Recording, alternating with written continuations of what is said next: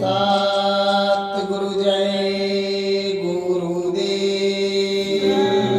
अखंड रूप से विराजमान, हर प्रकार से हाजिर नाजिर परम पूज्य स्वामी जी महाराज के पावन श्री चैतन्य चरणों में और सत्संग में उपस्थित सभी उस मालिक की सूरज जीवात्माओं को भी मेरा सादर सतकोटि प्रणाम। आप लोग प्रणाम स्वीकार करें। सतगुरु जय गुरुदेव। प्रेमी भाई बहनों, मालिक की दया मौज मेहर बराबर जीवों पर सुरतों पर हो रही है। वो मालिक इतना दयाल है कि उसके दरबार में केवल दया और करुणा से ही सब काम हो जाते हैं। स्वामी जी महाराज बराबर समझा रहे हैं, बता रहे हैं, इतना अथक प्रयास जीवों को केवल समझाने के लिए और कल्याण के लिए ही इतना कष्ट अभी भी उठा रहे हैं। प्रेमियों, आप लोगों को मालूम है कि जब से स्वामी जी महाराज ने 10 जुलाई 1952 से बम भोले की काशी नगरी जो है, जिसको संतों महात्माओं ने मुक्ति का नाका बताया है, जब वहां से अपना काम शुभारंभ किया तो जन कल्याण के हेतु जो गुरु महाराज ने बीड़ा उठाया तो उसको लेकर के स्वामी जी महाराज ने अपनी आवाज बराबर लगाई और आवाज को लगाते लगाते प्रेमियों का इतना बड़ा जनमानस खड़ा कर दिया कि जो कोई गिनती नहीं कर सकता।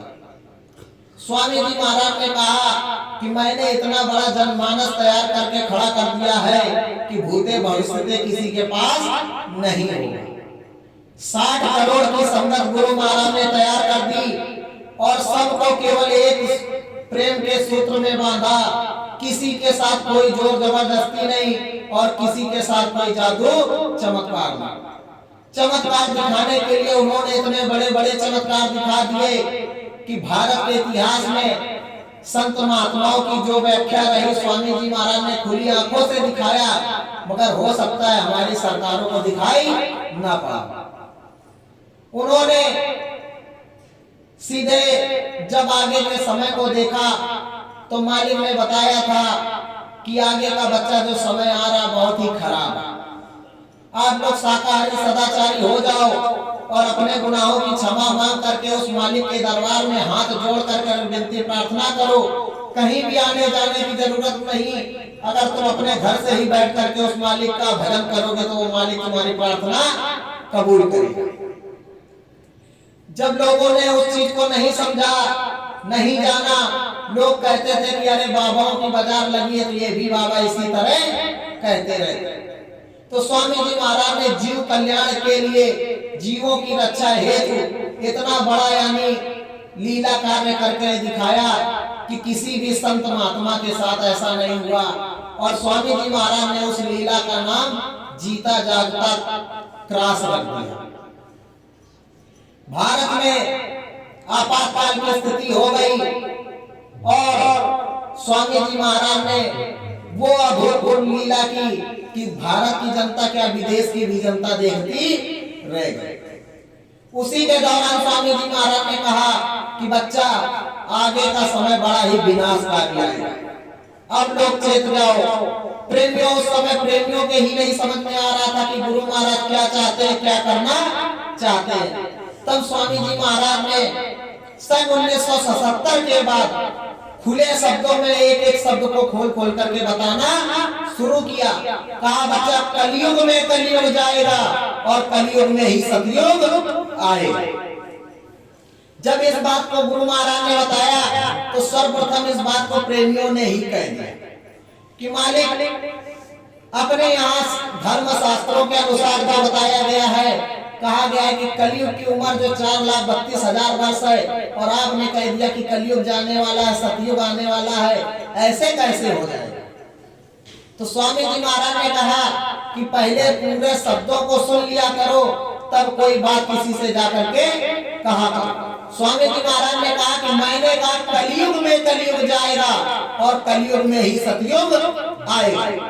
यानी उन्होंने सीधे कहा कि है बच्चे बच्चियों, अब की बार पूरा सृष्टि का विधान संविधान जो कुछ भी अपनी भाषा में कहो, उन्होंने कहा सब कुछ बदल जाएगा। प्रेमियों, हमको आपको विचार करना चाहिए कि जितने भी इतिहास में हमारे धर्म ग्रंथों में संत महात्माओं का नाम आया, अगर एक जगह सूची उनकी बनाई जाए तो आप खुद विचार करके देखो कि हिंदुस्तान के वक्त के आला फकीर परम संत बाबा जयगुरुदेव जी महाराज ने जिस तरह लोगों को नाम दान दिया, लोगों को जा करके समझाया, क्या इस तरह किसी महात्मा ने नाम दान लुटाया? कहीं भी मठ में चले जाओगे, कहीं भी मंदिर में जाओगे, धर्मशाला में जाओगे, वहां के जो महंत होंगे, नाम दान जिसको आप लोग कहते हैं गुरु दीक्षा, गुरु मंत्र, तो लोग बंद कमरे में आड़ में देते हैं, बंद कमरे में नाम दान देते हैं कि जिसमें पता लगे कान में फूकेंगे, क्या फूका पता नहीं, घंटा शंख बजा दिया, सुनाई पड़ा कि नहीं सुनाई पड़ा। कहा गुरु के पास गए थे, एक कंठी पहना है, गुरु मंत्र ले लिया। अब गुरु जी ने क्या कहा था? कहा बताने के लिए मना किया। अब सुनाई पड़ा कि नहीं पड़ा, मगर उन्होंने कह दिया बताने के लिए मना किया। मगर स्वामी जी महाराज ने खुले मंच से लाउड स्पीकर में पूरे हिंदुस्तान में घूम घूम करके नाम दान दे दिया और उन्होंने समझाया, कहा है बच्चे बच्चियों, ये जो मंदिर देख रहे हो, इस मंदिर के मुंडेर से अगर पक्षी भी उड़ जाएगा तो वो भी मानव तन का अधिकारी हो जाएगा। अब देखिए कितने खुले शब्दों में समझा रहे कि वो भी मनुष्य तन का अधिकारी हो जाएगा। तो प्रेमियों, हमको आपको विचार करना चाहिए। यानी स्वामी जी महाराज समझा रहे, धर्म ग्रंथ हमारे समझा रहे, जितने पुराण है वो भी समझा रहे कि मनुष्य 1484 लाख योनियों को भुगतने के बाद प्राप्त होता है। मगर स्वामी जी महाराज ने कहा कि अगर यहाँ पर जीव आया है और उसके कान में वो महामंत्र पड़ गया तो सीधे मनुष्य जन्म का उसके पास वीजा प्राप्त हो जाए। यानी बीज का जो 84-85 का मामला सब खत्म। तो प्रेमियों, वहां पर ना जाने कितने ऐसे जीव रहे जो यानी मनुष्य शरीर के अधिकारी मालिक ने बनाया। वहां कीट पतंगे भी थे, पक्षी भी थे, पशु भी थे, और ऐसे भी मानव जन गए जिन्होंने उस नाम को सुना तो मगर नाम की कदर नहीं की।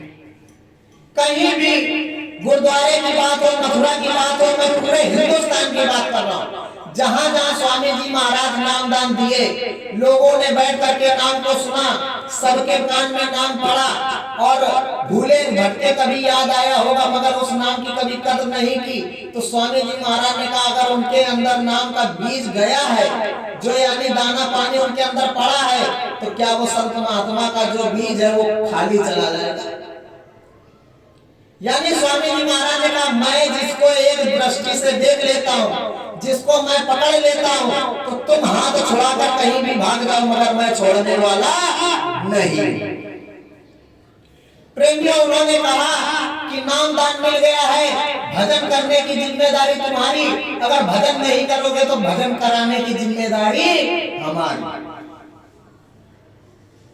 उन्होंने कहा आपकी रामायण और घट रामायण कह रही है कि गुरु पद 4 जन्म, यानी गुरु 4 जन्म का ठेका लेता है। प्रेमियों, पंडित जी महाराज घट रामायण को पढ़ रहे थे, जब ये बात आई वहां रामायण में कि गुरु पद 4थे जन्म, यानी 4थे जन्म में गुरु पद, तो स्वामी जी महाराज ने उसको भी काट दिया।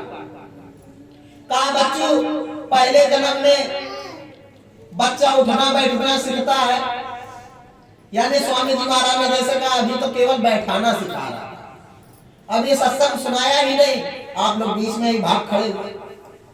तो गुरु महाराज ने कहा पहले जन्म में केवल जीव उठना बैठना सीखता है, दूसरे जन्म में उसके अंदर संस्कार आने शुरू होते हैं, और तीसरे जन्म में जब वो उस अधिकारी का हो जाता है तब उसको नाम दान मिलता है, तब अभ्यास करना शुरू करता है, और चौथे जन्म में गुरु पद प्राप्त होता है। ये चीज मालिक ने समझाया। मगर स्वामी जी महाराज ने कहा, ऐ बच्चे बच्चियों, ये मत सोचो कि हमको किस जन्म में क्या मिला, ये जानो कि तुम्हारा पहला और आखिरी जन्म है, और लग करके अगर इसी जन्म में पार कर लग करके अगर कर लिया तो इसी जन्म में पार कर लिया। तो क्या कोई छोटी मोटी बात?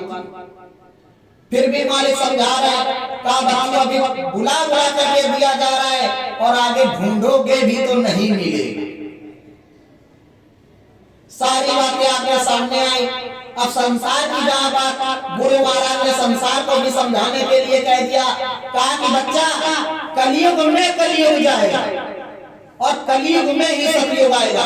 स्वामी जी महाराज ने कहा इसी कलयुग में 1000 वर्षों के लिए सतयुग आएगा और राम का राज्य स्थापित हो जाएगा, हर जगह राम राज्य हो जाएगा, धर्म का बोलबाला होगा। फिर धीरे धीरे जब अपना समय बीत जाएगा तो फिर से कलयुग लग जाएगा। मगर अभी जो महात्माओं ने कहा कि जो पापाचार सृष्टि में चौथे स्थान पे होना चाहिए था कलयुग का, वो अभी तो दूसरे में ही पहले में ही शुरू हो गया। बताइए, हमारी रामायण साफ साफ बता रही है, उसमें गोस्वामी जी महाराज ने लिखा हुआ है कि कलयुग जब अपने अंतिम चरण चौथे चरण में पहुंच जाएगा तो उस समय मनुष्य की केवल उम्र 12.5 साल या 13 साल रह जाएगा और उस समय का आदमी हो सकता है 2-2.5 फुट का ही बचे। मगर उस समय की जो उन्होंने व्याख्या बताई, अगर नजर घुमा करके पूरे संसार में देखा जाए तो आज से ही शुरू हो गया। इसलिए स्वामी जी महाराज ने कहा बहुत भारी परिवर्तन की जरूरत है। और क्यों आप लोग कान खोल करके सुन लो कि गुरु महाराज ने कहा, पूरे हिंदुस्तान में जगह जगह अपनी बात पहुंचाई, कहा कि ये धर्म लड़ाई झगड़े से नहीं होगा।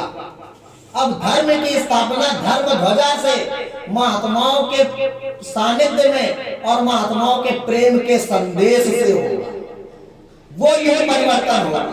अगर आप सोचो कि मार काट करने से, लड़ाई झगड़े से, वाद विवाद करके और झगड़े झंझट फसाद करके धर्म की स्थापना होगी, तो गुरु महाराज ने कहा ये कोई धर्म की स्थापना नहीं है।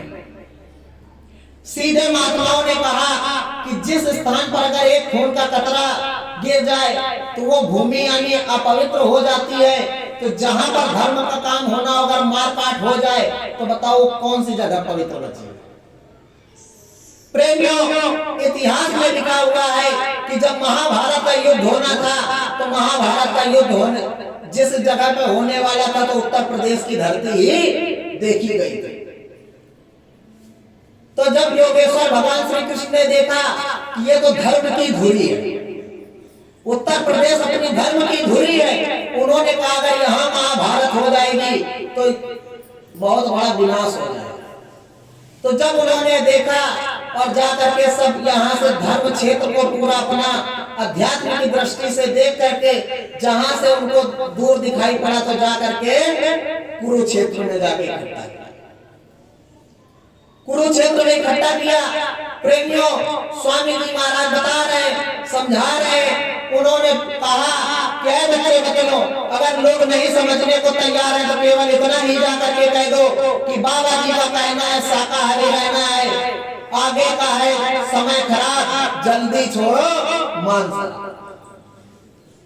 तो जिन लोगों ने माना उनकी रक्षा मदद हो रही है और जिन लोगों ने नहीं माना तो दुख के भव सागर में गोता खा रहा।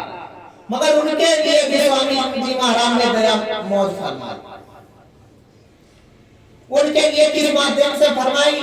तो जहां पर महात्मा सूरदास महाराज की भविष्यवाणी लिखी थी कि संवत 2000 के ऊपर ऐसा योग पड़े, 2000 के ऊपर हिंदी में जो हमारी तारीख लिखी जाती है, उन्होंने कहा था 2000 के ऊपर ऐसा योग पड़े, श्रवण मास यानी सावन का महीना होगा, सूर्य ग्रहण लगा होगा, और उन्होंने खुला अपनी प्रार्थना में बताया कि विमान अंबर में उड़ेंगे और मारुति मिस यानी इतनी हवा जहरीली हो जाएगी कि प्रजा घर घर मरेंगे, घर घर लोग मरेंगे और उठाने वाला कोई नहीं होगा। तो स्वामी जी महाराज ने जब उस समय को देखा तो इतिहास में दर्ज हुआ। लोगों ने बताया भी कि सन 1970 से लेकर के सन 1980 का जो दशक था, तो स्वामी जी महाराज ने 10 साल के लिए पहले से ही घोषणा कर दी। जब वो समय आ गया तो देखो प्रेमियों, सन 1970 का 80 10 साल का समय पहले ही महात्मा ने चेतावनी आपको दी थी, और उसी में इमरजेंसी भी लग गई और पता नहीं क्या क्या हो गया। 10 साल तक गुरु महाराज ने कोई चीज नहीं समझा, केवल परमात्मा का भेद और सूरज जीवात्मा का काम करते रहे। मगर जब देखा कि अब सारी सीमा पार हो चुकी, तब स्वामी जी महाराज ने 77 में निकल करके मजबूरन उनको बोलना पड़ा। मालिक ने समय को आगे डाला तो सन 1980 को गुरु महाराज ने 2000 निकाल दिया। जब 2000 का समय आ गया, सन 2000 अंग्रेजी का जब वो आया, तो फिर मालिक ने देखा तो मालिक ने फिर आगे समय बढ़ा करके सन 2002 किया, 2 साल का समय बढ़ाया। फिर देखा तो फिर सीधे 5 साल का समय बढ़ा दिया, तो 7 में गया। फिर गुरु महाराज ने 5 साल का समय बढ़ाया, 12 गया। 12 में तो सभी ने हाथ खड़े कर दिए थे कि धरती पलट जाएगी तो पलट जाएगी, मगर गुरु महाराज भी तो हार नहीं मानने वाले थे। उन्होंने भी तो संसार के केवल रक्षा मात्र हेतु सन 2012 में इतनी बड़ी आपदा उन्होंने अपने सिर पे उठा लिया। फिर गुरु महाराज ने समय को आगे डाला, 17 आया। 17 में जब परिवर्तन आया तो धाम बड़ेला में सीधे एक ही अपने मालिक से निशाना लगा करके जब विनती प्रार्थना की गई थी, तो उस विनाशकारी समय को गुरु महाराज ने भारत की ओर जो आ रहा था विनाशकारी परिवर्तन, तो उसको गुरु महाराज ने पश्चिम उत्तर की तरफ घुमा दिया।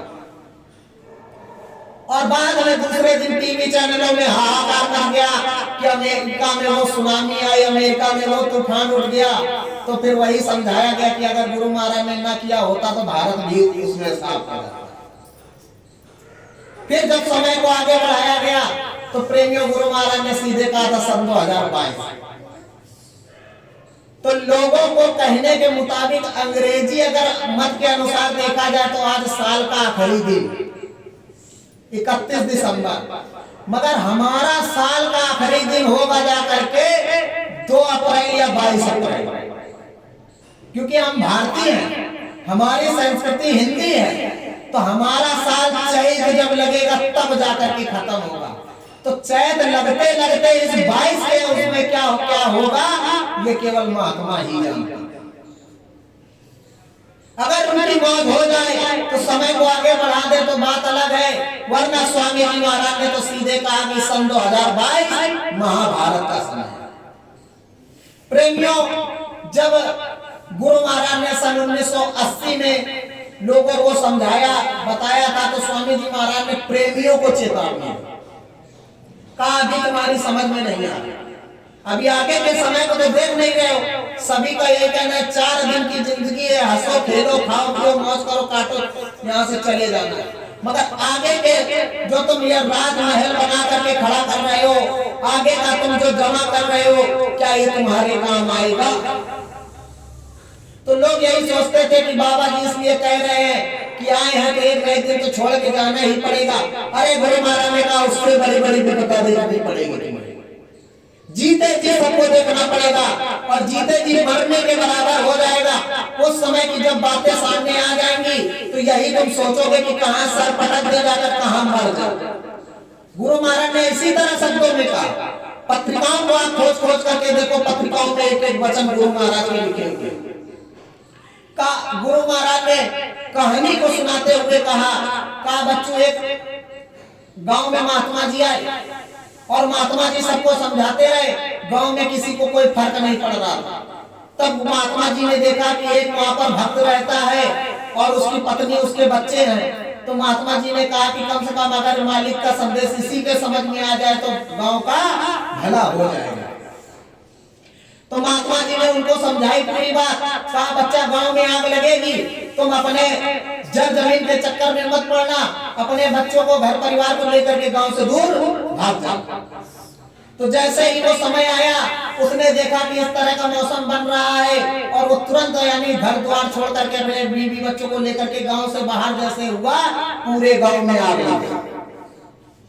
अब गांव में जब आग लगी तो अफरा तफरी मची, कोई अपने बच्चे को लेकर घूम रहा, तो कोई जेवर जट्टे के चक्कर में, कोई घर बचाने के चक्कर में, उसी में सब स्वाहा।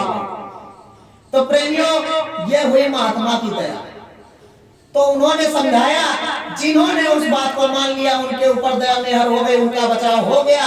और जो महात्माओं की बात को यानी नकार देता है, भगवान की बात को नकार देता है, कुदरत से चैलेंज कर देता है, तो उसका तो सफाया होना ही होना। तो उसी को चलते फिर स्वामी जी महाराज ने कहा, क्या बच्चे बच्चियों, अभी समझ में नहीं आ रहा, आगे ऐसे ऐसी बीमारियां आएंगी जिनका अभी तक तुमने नाम नहीं सुना होगा।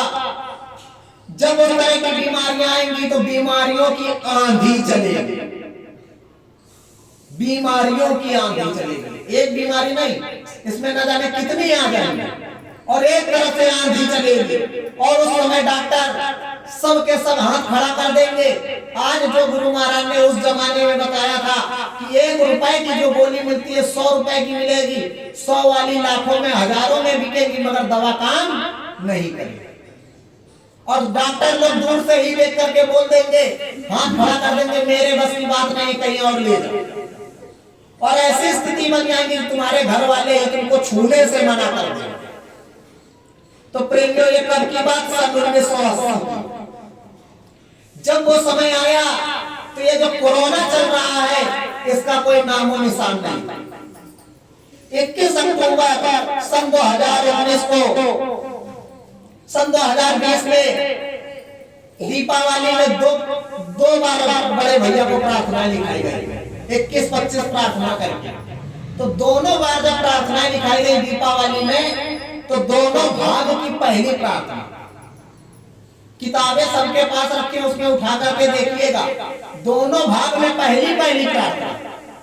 पहली प्रार्थना है, सुन सुन रे भारत के नर नारी, हो जाओ सब शाकाहारी। समय काल का, प्रलय काल का समय आ गया, शंखनाद और बिगुल बज गया। क्या राजा क्या प्रजा सुनो जन, छूट चुकी है बीमारी, जन धन हाहाकार मचेगा, सतगुरु जय गुरुदेव चितावे, हो जाओ सब शाकाहारी। तो इस तरह यानी प्रार्थना के माध्यम से संदेश लिखवाया, और गुरु महाराज ने तो खोल करके बताया था, मगर गुरु महाराज ने कहा, बच्चा उस हिसाब से जनमानस में संदेश भेजना जिससे कि सबके समझ में आ जाए, और उस तरह से खोल करके मत कहना कि बाद में बताने वाले को ही आफत हो जाए। क्योंकि जब हमारे स्वामी जी महाराज ने खोल करके बताया था, तो वर्तमान के उस समय, भूतकाल का जो समय था, जो सरकार थी, तो उसने गुरु महाराज को ही बंद कर दिया। कायस बाबा ने भविष्यवाणी की है, तो इसी बाबा ने सब कुछ किया होगा, तो गुरु महाराज को ही बंद कर दिया। 21 महीने भी दे, तो स्वामी जी महाराज ने पूरा बताया था। कहा, बच्चों इस तरह का संदेश भिजवाना, बड़े भैया से कहा था कि सबके समझ में आ जाए, आ जाएगा तो बचाव होगा, नहीं समझ में आएगा तो पिसाव होगा। तो पहली प्रार्थना ये थी। फिर जब देखा गया कि किसी के समझ में नहीं आया, तो फिर दूसरा भाग बड़े भैया को लिखाया गुरु महाराज ने।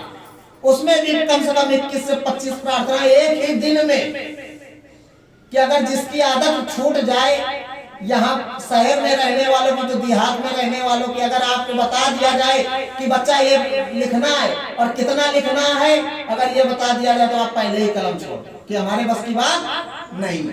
तो जब लिखाना शुरू किया तो भैया के हाथ दर्द करने लगते थे, मैं अपनी आंखों से देखता था, मगर जब प्रार्थना चल रही तो बराबर चल रही। तो जब दूसरे भाग की पहली प्रार्थना लिखाई, तो उसमें भी सीधा लिखा हुआ, कुपित सिंधु रघुनायक सो। तो रघुनायक का शब्द जहां आ रहा, तो शब्दों में समझ में आ रहा कि रघुनायक कौन? प्रभु राजा राम। कि कुपित रघुनायक सोहु, हाहाकार मचे यही देश हो। उसमें आगे लाइन बताती है, सतगुरु संत के सब काज विसारे, सतगुरु की एक बात न माने, तो गुरु महाराज ने कहा कि महाकाल की आई बारी चटनी होए धुत नर नारी। यानी अब महाकाल की बारी आ गई है और चटनी होगी किनकी? भक्त लोगों। यानी जो एकदम से न भगवान को मानते हैं, न भक्त की सुनते हैं, न महात्माओं की बात मानने को तैयार है। इतना समझाया जा रहा है कि ये सब खाना पीना गंदा खाना पान छोड़ दो, क्योंकि इनसे लाइलाज बीमारियां पैदा हो जाएंगी। तो कहते हैं कि डॉक्टर ने कहा।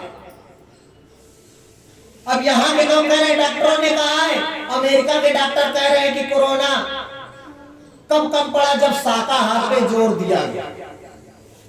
अमर उजाला के पेपर आया था, साफ साफ ऊपर लिखा हुआ कि कोरोना कब कम पड़ा जब शाकाहार पर डॉक्टरों ने जोर दिया तब। अब बताइए, अरे महात्माओं की बात पर विश्वास नहीं करते तो कम से कम डॉक्टरों की बात पे ही विश्वास करो। महात्माओं ने तो सीधा कहा कि देखो तुम्हारा खून अलग, पशु पक्षियों का खून अलग, तुम्हें जो दवाई दी जाती है उसका डोज अलग होता है, जानवरों को जो दवाई दी जाती है उसका डोज अलग होता है। अब तुम जानवरों का खून अपने में मिलाओगे, इंसानों वाली दवा दी जाएगी तो दवा काम नहीं करेगी, क्योंकि इंसानों का खून जो होता है नॉर्मल टेम्परेचर का होता है, ठंडा होता है, और जानवरों का जो खून होता है वो गर्म होता है। और जानवरों वाली दवा दे दी जाएगी तो हमारा तुरंत राम नाम सत्य हो जाएगा। प्रेमियों, विचार करना चाहिए। अगर हमको आपको 1 घंटे के लिए धूप में बिठा दिया जाए तो हम धूप में नहीं बैठ सकते, मगर वही जानवर सारा दिन खड़े रहते हैं। हमको आपको ठंडी में बरसात में 1 घंटे के लिए बिठा दिया जाए तो हम आप नहीं बैठ सकते, वही जानवर पूरी बरसात सारा दिन हो रही होगी, सारी रात हो रही होगी, ठंडे सारा दिन हो रहा होगा, जानवर खुले में खड़ा रहेगा। तो उनके अंदर क्षमता है सहने की, तब तो खड़े हैं। क्या हमारे आपके अंदर वो क्षमता है? तो यही सब चीजें स्वामी जी महाराज समझाते हैं। मगर प्रेमियों, जिन लोगों ने माना तो ठीक, नहीं माना तो बताइए अब कब तक समय बढ़ाया जाएगा। जब लोगों ने नहीं माना, समय सामने आपके आकर के खड़ा हो गया, कोरोना नाम की महामारी पूरे विश्व में फैल गई और फैलने के केवल 1 महीने पहले ही सूचना दी गई, तो लोग सत्संगियों ने भी उसको गौर नहीं किया। जब प्रधानमंत्री जी ने 1 दिन के लिए जनता कर्फ्यू की जब अपील की थी, तो उस समय फिर गुरु महाराज ने कहा कि अरे बच्चों, जो प्रार्थना डलवाई थी तो लोगों से कह दो खोल खोल करके तो देख लो। जब प्रार्थनाएं खोल खोल करके दी गई तो सबकी आंखें खुली रही। तो प्रेमियों, स्वामी जी महाराज ने कहा कि जब लग करके सुमिरन ध्यान भजन करते रहोगे तो मेरा संदेशा तुम तक पहुंचता रहेगा। अंदर से पहुंचेगा, अंदर से नहीं पहुंचेगा तो मैं बाहर से तो भेज ही दूंगा। तो ये तो बात है गुरु महाराज की। तो प्रेमियों, जो लोग लग करके करेंगे तभी तो गुरु महाराज ने कहा जो बोलूंगा तो सुनाई पड़ेगा। अब जब लग करके करेंगे ही नहीं, बाहर से भी संदेशा भिजवाया जाता है तो मानने को तैयार नहीं है। तो स्वामी जी महाराज ने कहा कि अच्छा कम से कम लग करके कर लो तो तुम्हें सैन में ही दिखाई सुनाई पड़ने लगे। सैन में दिखाई सुनाई पड़ेगा। अगर सपने में मैं आकर के कुछ बता दूंगा तो कम से कम विश्वास तो कर लोगे कि हमारे गुरु ने हमसे ये बात बताई। तो प्रेमियों, हमारी आपकी गलत और भावना यही होना चाहिए कि हमें अपने प्रभु के अलावा कोई चीज दिखाई ना पड़े। कहते हैं कि जब मीरा की लगन उनके सदगुरु से लग गई, उनके प्रभु से लग गई, तो मीरा को उनके प्रभु के अलावा कोई चीज दिखाई नहीं देती। बराबर एक ही बात चलती थी, वो हमेशा कहती थी कि मेरे तो गिरधर गोपाल दूसरों ना कोई। तो हमारी भी आपकी यही लगन होनी चाहिए कि हमारे भी सतगुरु जय गुरुदेव दयाल दूसरों ना कोई। प्रेमियों, जब सतगुरु से प्रेम हो जाएगा, मालिक से प्रेम हो जाएगा, तो मालिक ने क्या बताया? कहा कि जो संत महात्मा होते हैं आपको देवी देवता बनाना चाहते हैं। संत महात्मा आपको देवी देवता बनाना चाहते हैं और आप हो कि देवी देवताओं के पीछे भागते हैं। कौन से वाले देवी देवता? रिद्धि सिद्धि वाले, माया वाले। और गुरु महाराज ने कहा जहां सच्चे सदगुरु का दरबार लगा होता है, माया तो वहां सदगुरु के चरणों की दासी होती है।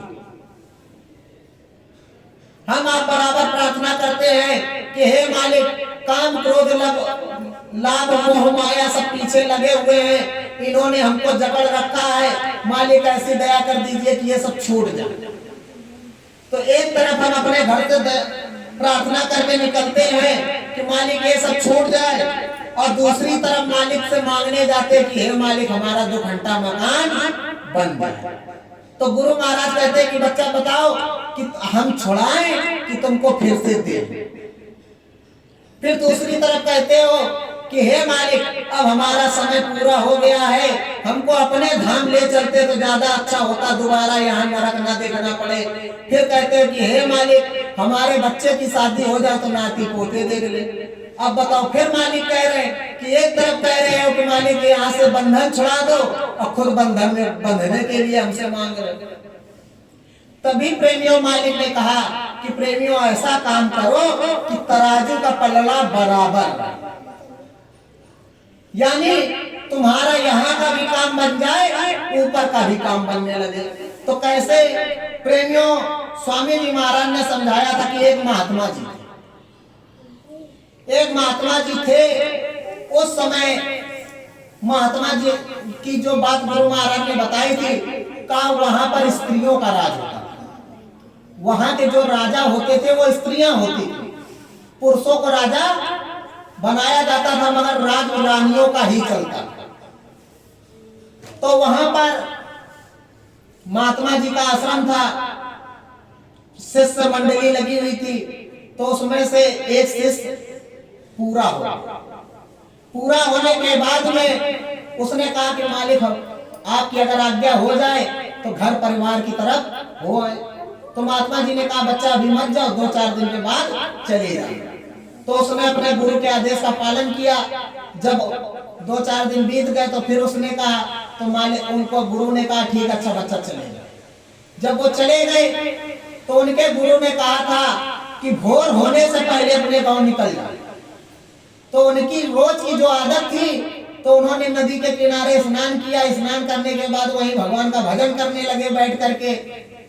तब तक इधर का क्या नियम था कि यहाँ पर जहाँ रानियों का राज चलता था, तो वहाँ का नियम ये था कि राजा जैसे ही बुढ़ा हो जाता था तो उसको राज सिंहासन से हटा करके नदी के उस पार जंगल में छोड़ दिया जाता था।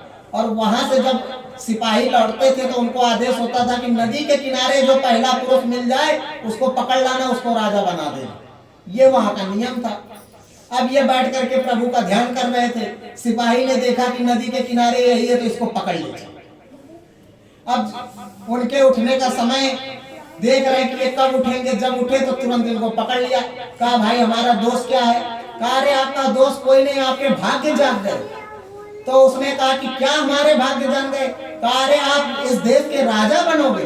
कहा अभी तो हमारे गुरु महाराज ने छुड़ाया, ये फिर पकड़ रहे, कह रहे कि इस देश के राजा बनोगे। कहा अच्छा ठीक है, अच्छा भाई हम चलेंगे, पहले हम अपने गुरु से पूछेंगे।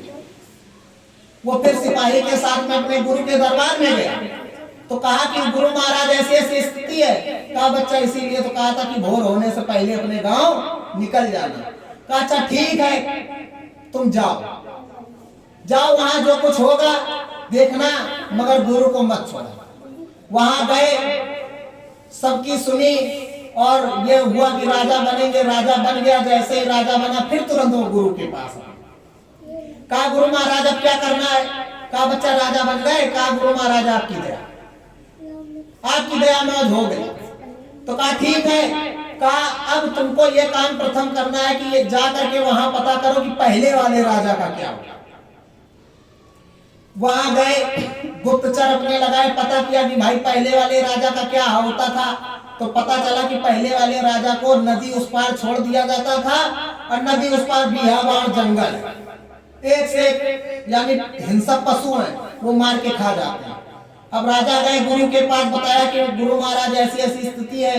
कहा बच्चा अपने दरबार में किसी को भनक मत लगने देना, और नदी के उस पार थोड़ा हिस्सा छोड़वा करके पूरा जंगल साफ करवा दो।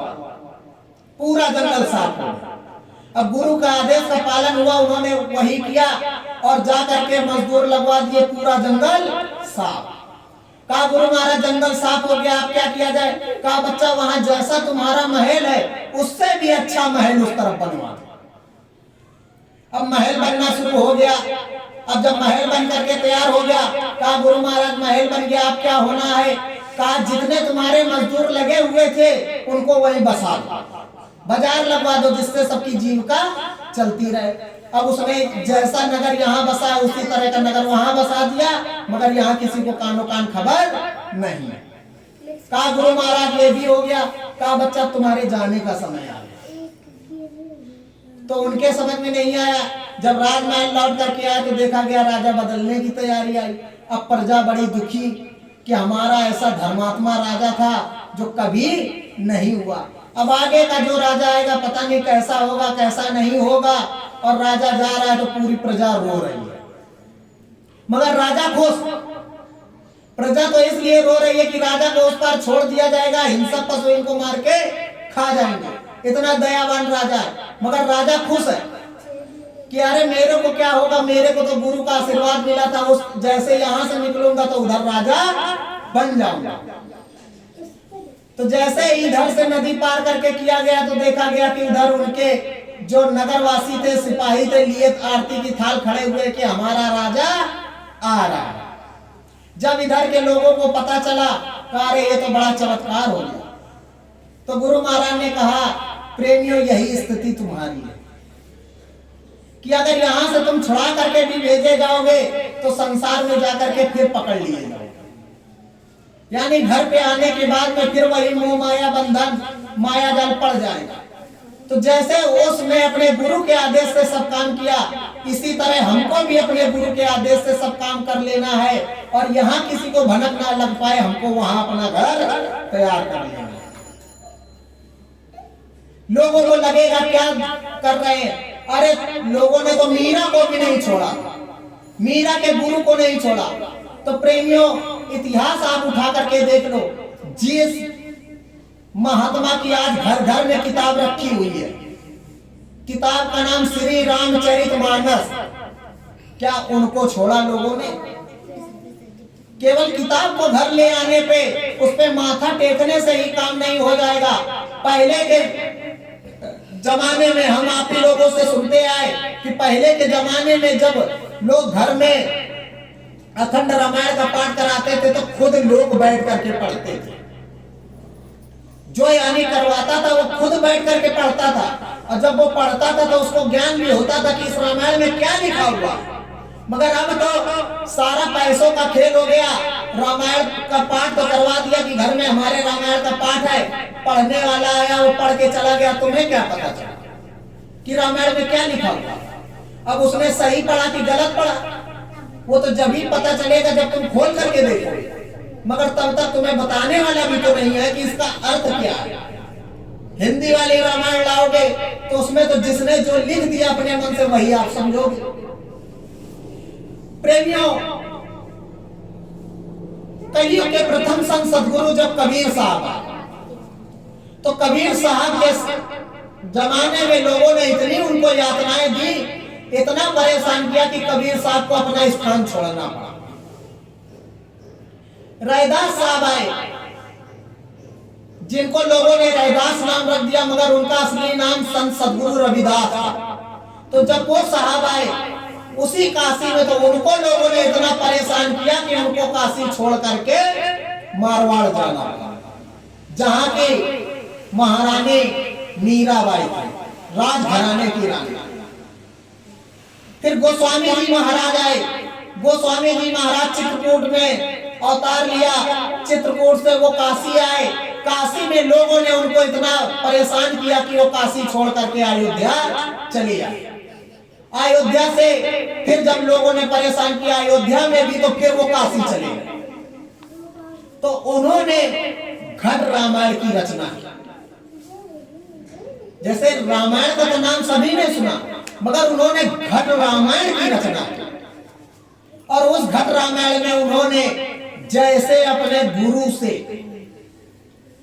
उस प्रभु को प्राप्त किया जो सर्वेश्वर नामी महाप्रभु, सबका सृजनहार, उनको जैसे उन्होंने प्राप्त किया तो सारा अपना जीवन का वृतांत उस घट रामायण में लिख दिया। तो उन्होंने जब लिख दिया और जो भी उनके पास जाता उसी घट रामायण को सुनाते तो जो वहां के उस समय के पंडित पुजारी लोग थे तो देखते थे कि ये गोस्वामी क्या सुनाता है कि हमारा सबका यानी धंधा मंदा होता जा रहा है और इसके यहाँ भीड़ लगती जा रही है। तो गोस्वामी जी महाराज तो असली राम की बात करते थे और यहाँ पर लोग अयोध्या वाले राम की बात करते थे। तो जब लोगों ने विरोध करना शुरू कर दिया तो गोस्वामी जी महाराज ने घट रामायण को छिपा दिया और उन्होंने श्री रामचरितमानस की रचना कर दी, क्योंकि वाल्मीकि ने रामायण की रचना की और गोस्वामी जी महाराज ने घट रामायण की रचना की। तो वाल्मीकि वाली रामायण पता भी नहीं असली वाली किसी के पास है भी कि नहीं। गोस्वामी जी महाराज ने श्री रामचरितमानस की रचना की और उन्होंने जो कुछ पूरा लिख करके रख दिया वो रामचरितमानस आज घर घर में रखी हुई है। और उसको लिखने के बाद गोस्वामी जी महाराज उसी घट रामायण को पूरा किया और पूरा करने के बाद गोस्वामी जी महाराज ने उसमें अंत में लिख करके बता दिया कि रामचरितमानस कोई पढ़ने की चीज नहीं है, ये जीता जाता एक अनुभव है उन्होंने कहा। गुरु महाराज ने हमारे खोल करके बताया, कहा कि बच्चों ये रामचरितमानस एक अनुभव है, तुम क्या इसको मंच पर बैठ करके सुनाओगे, इसको तो वही समझा सकता है जिसने अंदर में जा करके देखा। प्रेमियों, जन्माष्टमी का कार्यक्रम जयपुर में गुरु महाराज का लगा हुआ था, वहां पर स्वामी जी महाराज पूरी रामायण बैठ के रामायण सुना रहे और इस तरह रामायण सुना रहे जैसे रामलीला में होती, पूरा बताया। का इस तरह केकई का जन्म हुआ, इस तरह मंथरा का जन्म हुआ, इस तरह दशरथ आए, इस तरह राम आए, लक्ष्मण आए, यानी सबका गुरु महाराज एक एक करके वृतांत सुनाते गए। अब अंत में पूरी लंका जल के खप के राख हो गई, सीता जी भी अपने परम धाम चली गई। तब बाद में गुरु महाराज कहते हैं, बच्चा अयोध्या वाले राम की बात नहीं कर रहा हूं, ये तो उस राम की बात कर रहा हूं जिसने यहां पर सबको फंसा दिया। तो प्रेमियों, गुण रहस्य जो है उसको तो वही खोल करके बता सकता है जिसने उसको लिखा। कोई भी किताब अगर तैयार की जाएगी तो जब तक किताब को तैयार करने वाला अगर बैठा है, समय रहते अगर उससे पूछ लिया गया तो सारा भेद पता चल जाएगा। और जाने के बाद यदि पूछो कि इसका क्या भेद है तो दूसरा नहीं बता पाएगा। दूसरा बताएगा तो जो उसको पता चला होगा तो वही सुनी सुनाई बात बताएगा, मगर सच्चाई इतिहास आपको नहीं समझा सकता। इसलिए हमारे गुरु महाराज ने कहा कि सच्चे महात्मा की तलाश करो, क्योंकि अब जैसे आप कहोगे कि महात्माओं की बाजार लगी हुई है, हम आंख मूंद कर किस महात्मा पे विश्वास कर ले, तो स्वामी जी महाराज ने कहा कि पानी पियो छान के गुरु करो जान, और जब तक गुरु मिले ना साचा तब तक गुरु करो 10 पांचा। जब तक सच्चा समर्थ गुरु न मिल जाए तब तक अपने गुरु की परीक्षा लेते रहो, और जब तुम्हारा गुरु तुम्हारा खरा उतर जाए और तुम्हारी परख में खरा सोना उतर जाए तो वही समझ लो कि तुम्हारा समर्थ गुरु। मगर उसकी परीक्षा कैसे लोगे? स्वामी जी महाराज ने कहा, ये तो सभी कहते हैं कि हमारे पास आओ हम परमात्मा से मिला देंगे, मगर गुरु महाराज ने कहा परमात्मा जीते जी मिलता, मरने के बाद किसी को नहीं मिलता। क्योंकि मरने के बाद में यहाँ खुद के घर वालों को तो पता नहीं होता कि हमारे जो परिजन हमसे चला गया वो कहाँ है, और वो बताने भी अगर संदेश आता है तो पहले ही घर के किनारे किनारे पूरा इतना बंदोबस्त करवा लेंगे कि वो भूत बन के ना आए, और लोग कह देंगे कि उनका स्वर्गवास हो गया। तो महात्माओं ने कहा, क्या स्वर्ग का टेंडर तुम्हारे पास रखा हुआ है कि जो तुम कहोगे तो उसको स्वर्ग में रखा जाएगा, तुम कहोगे तो नरक में रखा जाएगा? अरे वो तो घर में रह फैसला करेगा। इसीलिए उन्होंने कहा कि परमात्मा जीते जी प्राप्त होता है, मरने के बाद किसी को नहीं, और दिखाई सुनाई भी जीते जी पड़ता है, मरने के बाद कुछ नहीं। प्रेमियों, हम आप लोग अपने घर में रहते हैं, हमारी आपकी ललक लग जाती है। अगर सुन लिया, जैसे अभी आपके ही कानपुर में 2 जगह भागवत चल, 2 जगह श्रीमद् भागवत चल रही और सनातन धर्म के ना जाने कितने प्रेमियों की ललक लग गई कि हम भागवत सुनने जाएंगे तो जाएंगे, और दोनों जगह इतनी अथाह सागर की भीड़ हो गई कि जिसका कोई जवाब नहीं। तो भीड़ कैसे हुई? परमात्मा से जब ललक लगी, श्रद्धा जगी तब। अगर परमात्मा से ललक ना लगी होती, श्रद्धा भाव ना जगा होता, तो बताइए यहाँ किसी को किसी से मिलने की फुर्सत नहीं है और 4-4 घंटे भागवत में कौन बैठने जाए। तो प्रेमियों, हमको आपको बताया जाता है, यही समझाया जाता है कि हम अपने घर परिवार में ही रहें और घर परिवार में रह करके भी प्रभु को प्राप्त किया जा सकता है। प्रेमियों, स्वामी जी महाराज ने हमारे खोल करके बताया, कहा कि जो घर परिवार को छोड़ करके साधु महात्मा हो गए, इनमें से किसी एक को भी भगवान नहीं मिले, क्योंकि घर परिवार की जिम्मेदारी छोड़ करके ये साधु बन गए और जब इनको काम सताएगा, घर परिवार की चिंता होगी, फिर ये भाग करके घर में आएंगे और फिर ये छोड़ करके भागेंगे, तो बताओ इनका मन तो घर पे लगा रहेगा, संसार में फंसा रहेगा, ये साधु बनेंगे? गुरु महाराज ने कहा कि साधक का मतलब वही है जिसने अपने मन इंद्रियों को साध लिया, वो साधु, उसी को साधु कहते हैं। और गुरु महाराज ने कहा कपड़े को रंग लेने से और टीका चंदन भभूति पोत लेने से कोई साधु महात्मा नहीं है। महात्मा का मतलब है महान आत्मा, जिसने जीते जी प्रभु परमात्मा को प्राप्त कर लिया हो, उसको कहते हैं महात्मा। किसी को भी आप गुरु करो तो उससे पूछो क्या आप हमको परमात्मा से मिला सकते हैं, तो वो कहेगा कि हाँ मिला देंगे। तो उससे पूछो किस प्रकार से मिलाओगे, तो वो आपसे कहेगा हम आपको बता देंगे और भगवान का जो नाम बताएंगे इससे भजन करते रहना, आपके ऊपर दया मेहर होती रहेगी। तो प्रेमियों, वो तो घर बैठे भी हो सकता है। जब तक आप गुरु के पास नहीं गए, अगर आपकी श्रद्धा राम में नाम में है, तो राम नाम को ही लेकर के श्रद्धा भाव से अगर कोई काम करोगे तो क्या आपका काम पूरा नहीं होगा? तो ये कोई गुरु की पहचान नहीं। उनसे कहो कि हमको जीते जी गुरु के दर्शन, प्रभु परमात्मा के दर्शन करवाओ, क्योंकि कहा गया है कि जिस तरह परमात्मा का आकार बनाया गया है उसी तरह परमात्मा दिखाई भी पड़ता है, बोलता भी है। तो हमको उस परमात्मा के दर्शन करना। अगर वो आपका गुरु दर्शन करवा दे अपने सामने बिठा करके, तो वो गुरु सच्चा।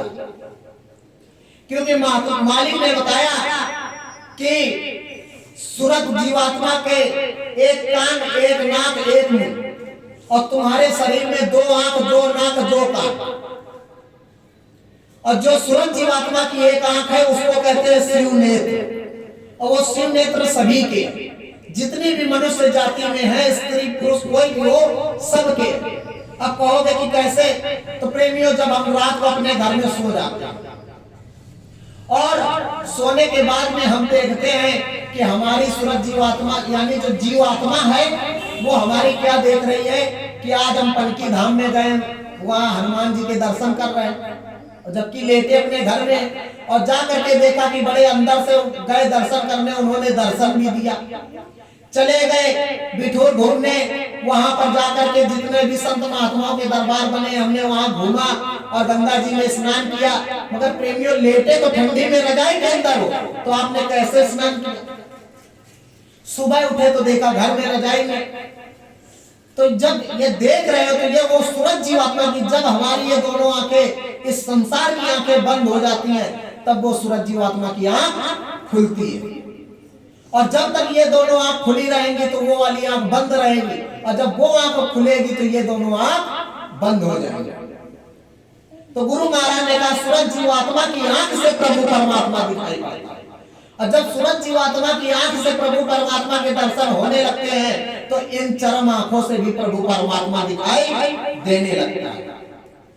तो इसलिए जब तक गुरु मिले ना साचा, तब तक गुरु करो दस पाचा।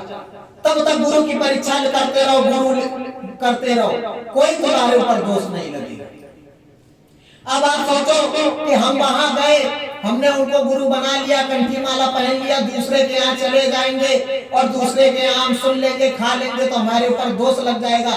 तो गुरु महाराज ने कहा कि अंधा गुरु बहरा चला होए नरक में ठेले ठेले, यानी जो अंधा गुरु होता है तो चेला का तो बहरा बनाता ही बनाता है, उसके लिए स्वामी जी महाराज ने समझाया था।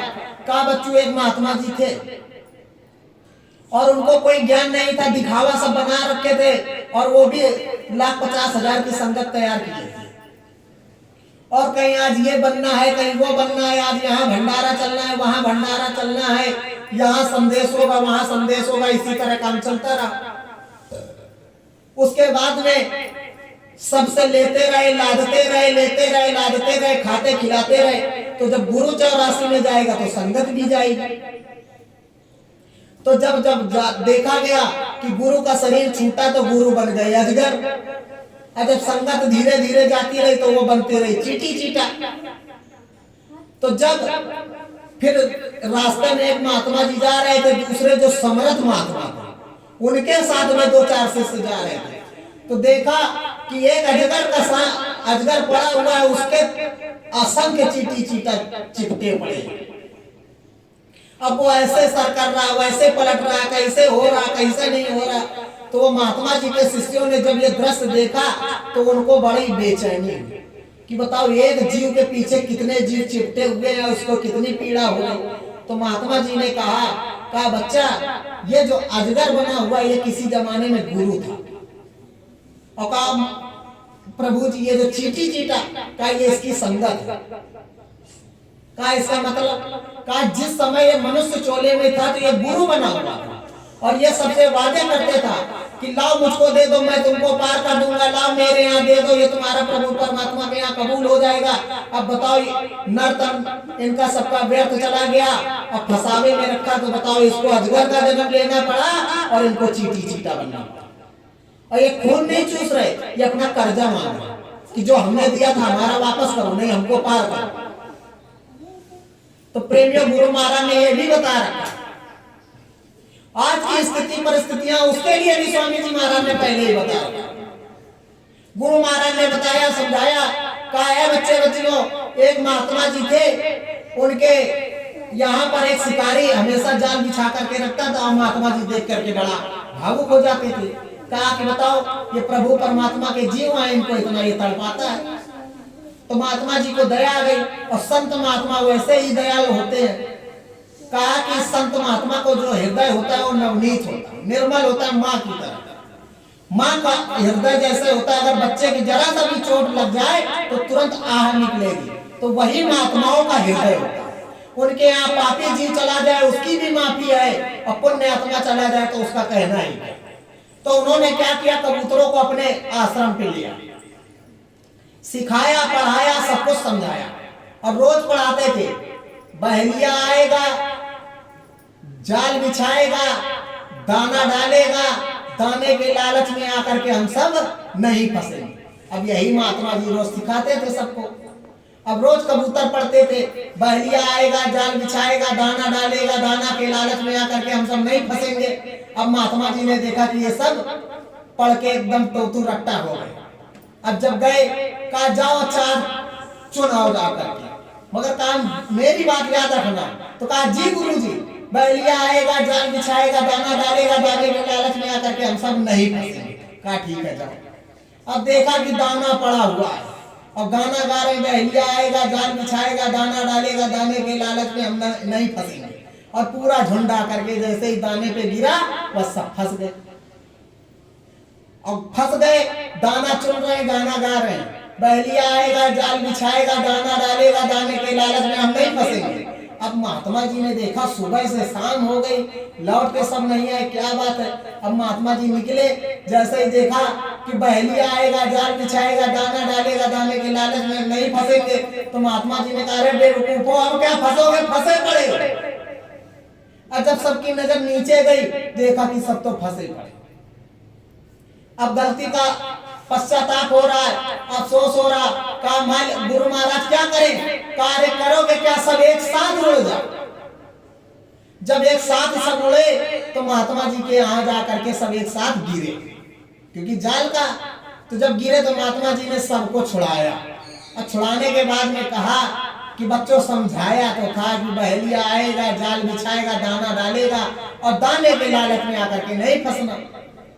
तो गुरु महाराज ने भी यही बात बताई तो प्रेमियों कहने के लिए तो कहते हैं कि बहलिया आएगा, जाल बिछाएगा, दाना डालेगा, दाने के लालच में हम नहीं फंसेंगे। तो गुरु महाराज कह रहे फंसे तो पड़े हो, अब क्या फंसो भाई। जहां स्वामी जी महाराज से लगन लगानी चाहिए, उस मालिक से ही मांगना चाहिए। तो वहां जरा से हमसे किसी ने कह दिया कि चलो यहाँ का संसार का काम नहीं पूरा हो रहा, वहां पर इतनी भीड़ है, वहां ये हो रहा है, और चल के चलते हैं, हो सकता है कि मालिक ने उनको दे रखा हो, मांग लाए वहां चल के, और मालिक ने कहा निशाना मुझसे रखना। तो प्रेमियों फंसावे वाली बात हो गई कि नहीं?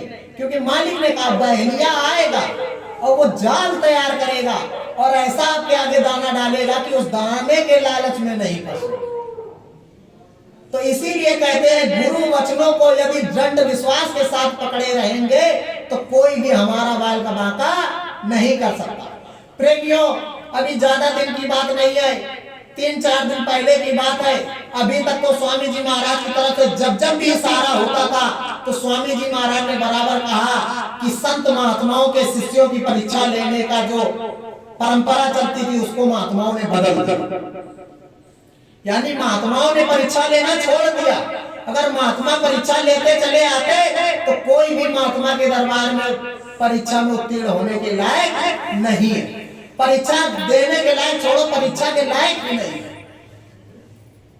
अभी तक हमने गुरु महाराज के मुंह से यही सुना था और पत्रिका भी रखी है, उसमें भी साफ साफ लिखा है कि महात्माओं ने परीक्षा लेना छोड़ दिया। और सन 2012 के बाद से भी बराबर सुनते आए कि परीक्षा होगी होगी, मगर गुरु महाराज कहते थे कि बच्चों परीक्षा नहीं ली, परीक्षा नहीं ली। मगर 3 दिन पहले स्वामी जी महाराज ने कहा कि महापरीक्षा की आ गई बारिश, सतगुरु देखे बाट तुम्हारी। अब परीक्षा की बारी आई, मगर ये परीक्षा गुरु महाराज की तरफ से नहीं है, क्योंकि जिसके देश में है वो तो परीक्षा लेगा ही लेगा। महात्माओं ने लेना छोड़ दिया तो क्या होगा?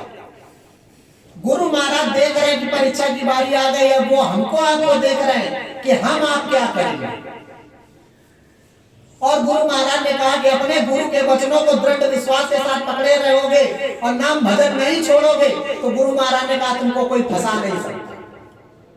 और जो जरा सी ढिलाई डाली तो तुरंत तुमको फंसा लेगा, तीसरा फायदा उठा लेगा। क्योंकि प्रेमियों जिस चीज की आशंका थी वो चीज सामने आ चुकी है, और यदि हम गुरु के वचनों के उससे जरा से भी चूक गए तो तीसरा फायदा उठा रहा। वो इसलिए फायदा उठा रहा है कि इनको अनुभव ना होने का।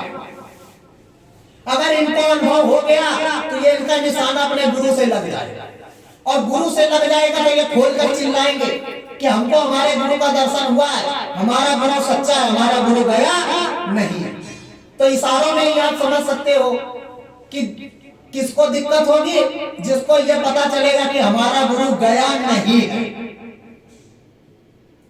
भाई वो कह रहा चला गया, आप खोल करके कहोगे कि मीरा को जैसे उसके प्रभु के दर्शन हुए थे तो हमको भी हमारे प्रभु ने दर्शन दिया। और उन्होंने कहा था कि दिखाई सुनाई जीते जी पड़ता है और नामी के चले जाने के बाद में नाम बदल जाता।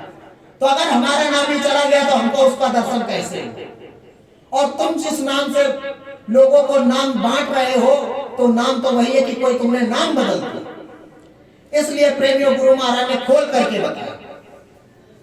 इसके भी पहले की समय की बात है जब गुरु महाराज ने दिखाया था कि मौके के फिराक में है वो बंदा, तो उसने यानी जो कुछ भी उल्टा सीधा करने की कोशिश की तो हमारी अंदर से इच्छा नहीं हुई कि हम वहां जाएं। तो बताओ प्रेमी कौन ऐसा होगा जो प्रभु के दरबार में जाने से पैर पीछे करे? मगर ऐसी स्थिति फंसी थी कि खुद की जाने की इच्छा नहीं होगी। तो प्रेमियों जो मालिक बताएंगे, जो मालिक दिखाएंगे वो कभी झूठ नहीं होगा। देर सवेर आपके साथ होगा, देर सवेर आपके सामने आएगा, मगर एक न एक दिन आकर के जरूर रहेगा।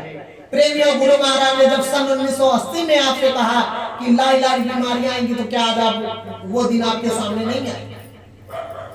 गुरु महाराज ने देश के लिए कहा, बहुत सी ऐसी भविष्यवाणियां कही जो पूरी हो गई। उस समय गुरु महाराज कहते थे कि भारत इजराइल से दोस्ती कर ले, तो लोग कहते थे कि भारत के इजराइल से दोस्ती करने से क्या लाभ? आज के लोग देख रहे हैं कि भारत की इजराइल से दोस्ती होने का क्या लाभ। तो यानी महात्मा की बात में हमेशा कहा कि संत की बात में बात और केले की पात में पात, उसको केवल महात्मा ही समझा सकता। तो प्रेमियों, जो कुछ होना है हो करके रहेगा। अभी 4 तारीख को ये जो नवंबर जो बीत गई, बड़े भैया ने दादा गुरु महाराज के पावन भंडारे के शुभ अवसर पर भी समझाया। का प्रेमियों, गुरु महाराज की तरफ से आपको आगाह किया था कि लाइलाज बीमारी आ रही है, और उन्होंने कहा कोरोना आएगा। जैसे कोरोना आया, लोगों ने हाथ खड़े कर दिए, मगर गुरु महाराज की तरफ से आपको इलाज भी बता दिया गया। इलाज बताया गया। आप लोगों ने उस नाम की जड़ी का बूटी आपने ग्रहण किया, नाम भजन करते रहे और उस मालिक से विनती प्रार्थना करते रहे। जब प्रभु राम की बारी आई तो हवन पूजन भी आपने किया, तो प्रभु राम की दया में यार सब पर हुई, केवल सत्संगियों पर ही नहीं, सब पर हुई, सकल समाज। क्योंकि जो संत महात्मा होते हैं, संत महात्मा के जो बच्चे होते हैं, केवल अपना भला नहीं, संत समाज का भला करते हैं, सकल समाज का। तो प्रभु राम की जब दया मेहर हुई तो बीमारी जो प्रकोप बन करके आई थी वो थम गई। जब थमी तो फिर वही उत्पात शुरू हो गया। जब उत्पात शुरू हुआ तो फिर प्रभु के सामने हाथ जोड़ करके खड़ा हुआ गया, भाई कि मालिक एक अवसर और दे दो। तो प्रेमियों, विचार करो, अब बीमारी कैसे लौट गई? बीमारी लौटने का कारण खुद है। क्योंकि जब आपसे कहा गया कि शाकाहारी सदाचारी हो जाओ, किसी भी जीव जंतु की हिंसा हत्या मत करो, और नहीं ये बीमारी सब में फैल जाएगी, तो कहते थे कि कहाँ ये बीमारी फैलेगी। तो पीछे का समय जो सेकंड लॉकडाउन हुआ था, उसमें क्या हुआ था कि एक गांव में 10-20 लोग मरे थे, मरते नहीं मरे थे, और शमशान घाट में जलाने की जगह नहीं मिली। पूरे भारत की बात है, शमशान घाट में जलाने की जगह नहीं मिली। तो लोग क्या करते थे, शमशान घाट भी नहीं ले जाते थे, अपने गांव की जो पास वाली छोटी नदियां होती थी उनमें भी चुप्पे से बहा दिया, चुपचाप बहा दिया। और शमशान घाट में लोग क्या करते थे, रात में जाते थे, लाशों को गाड़ कर चले आते थे जिनमें वो बीमारी लगी हुई थी। और जब कुदरती दैविक उधर से चली आई आफत, तो वो लाशें मिट्टी से खुद के ऊपर आ गई। और जब वो लाशें ऊपर आ गई नदियों में, तो जल के जीव उसको खाएंगे कि नहीं खाएंगे? अब बाद में वो जल के जीव पकड़ के मछुआरे आपके बीच में लाएंगे, और जब उनको आप काट के खाओगे तो वो बीमारी आप में आएगी कि नहीं आएगी? तो वो बीमारी जाएगी कि वापस आएगी? तो प्रेमियों, महात्मा तो आपको बार बार बचाने की कोशिश कर रहे हैं, मगर हम आप उनकी बात को समझने की कोशिश नहीं कर रहे। बराबर आपसे बताया जा रहा है कि अंडे का सेवन जो आप लोग करते हो, तो खुद सोचो कि अंडा कितनी बुरी चीज है।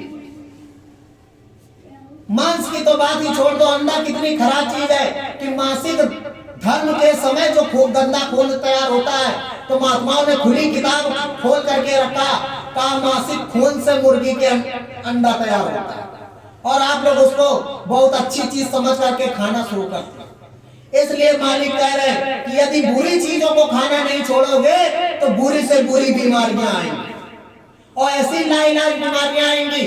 खोल खोल करके उन्होंने बताया कि ऐसी ऐसी बीमारियां होंगी कि हो सकता है ऐसी बीमारियां आ जाए कि लोगों का शरीर अपने आप गलना शुरू हो जाए।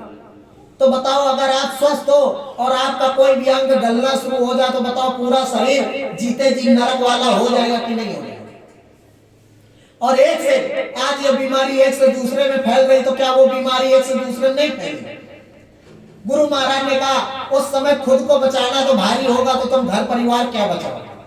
आज तो कहते हैं ये घर हमारा, वो घर हमारा, और बराबर प्रार्थना करते हो सब कुछ तेरा तुझको अर्पण क्या लागे मेरा।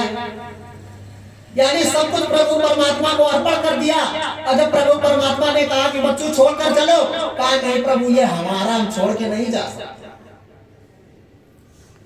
तो प्रेमियों, जब प्रभु से ही चतुराई होगी तो सजा तो भोगना ही भोगना पड़ेगा। प्रेमियों, पहले की समय की बात दूसरी थी, अब युग परिवर्तन हो गया, समय बदल गया, युग बदल गया, तो गुरु महाराज ने कहा कर्म का फल भोगना ही पड़ेगा। तुम करोगे तो तुम ही भोगोगे, कोई दूसरा इसमें बांटने नहीं आएगा। अब लोग कहते हैं कि परमात्मा को कब करना, यानी परमात्मा की शरण में कब जाना चाहिए, गुरु कब करना चाहिए, जब संसार के सब काम से एकदम किनारे हो जाओ।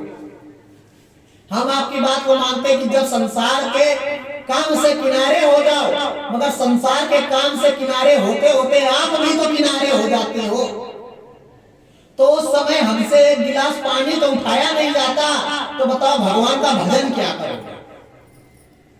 सारा काम जवानी में किया, सारा काम अपने घर का, परिवार का, नात रिश्तेदार का, सब कुछ महल बेतुक में जवानी में बना करके खड़ा कर दिया, अब प्रभु का भजन बुढ़ापे में होगा।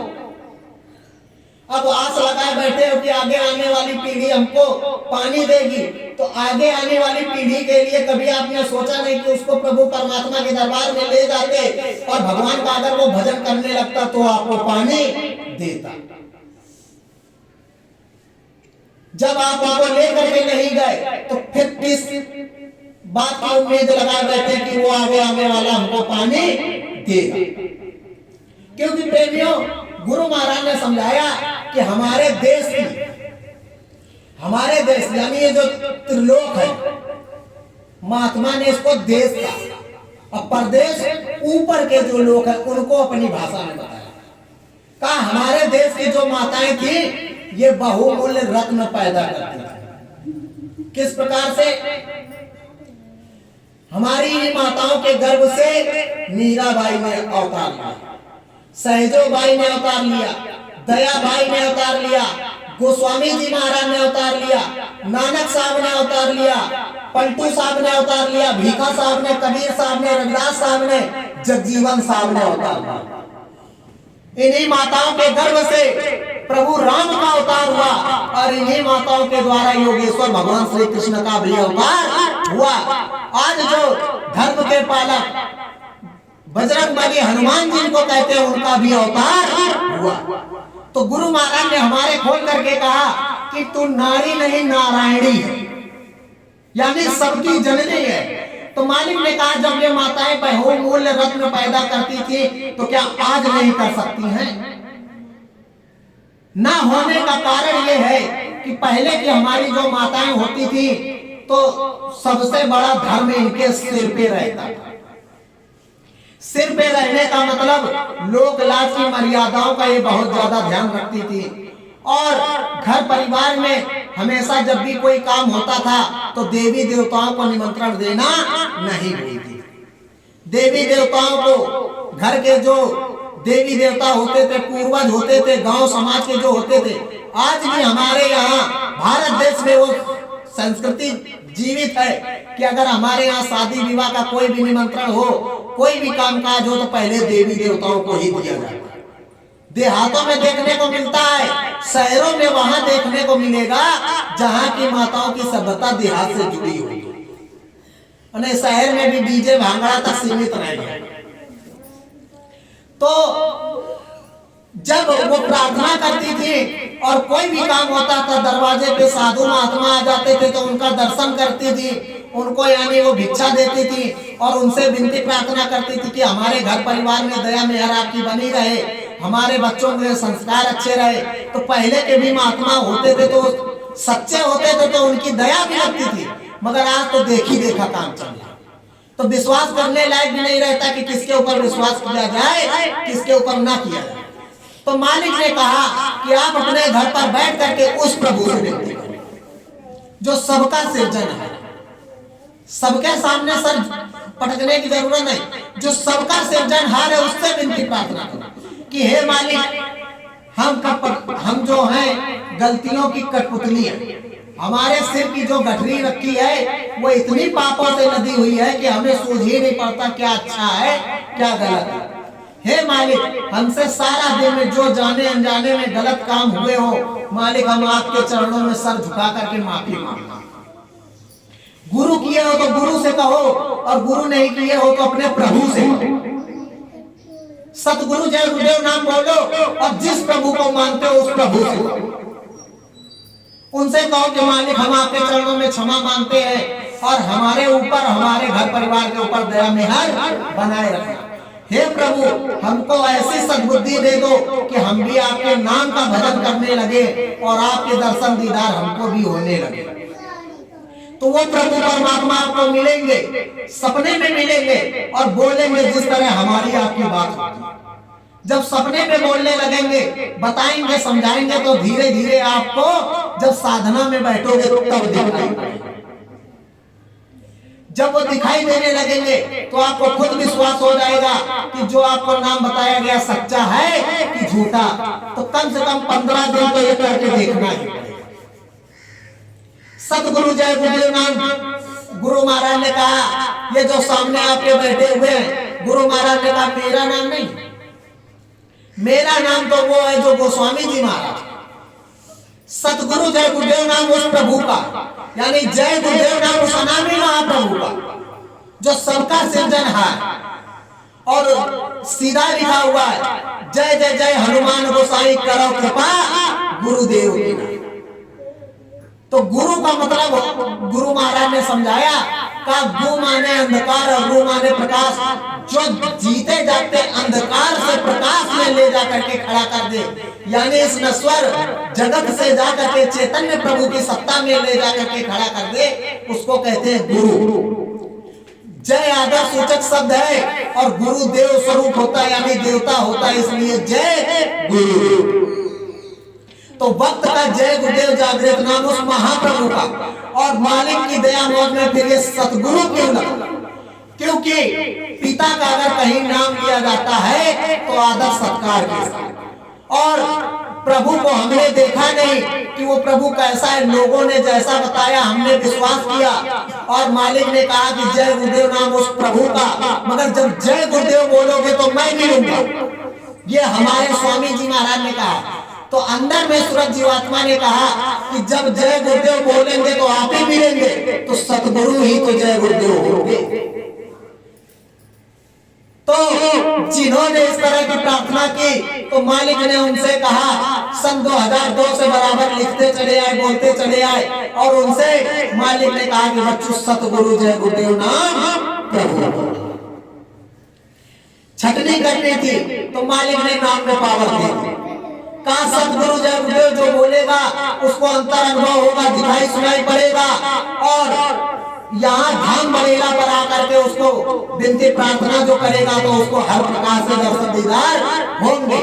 जो उसका काम रुका होगा उसका सारा काम होगा, बीमारी कोई होगी उसमें भी दया दुआ का लाभ होगा, कोई रुका काम होगा वो भी पूरा हो जाएगा।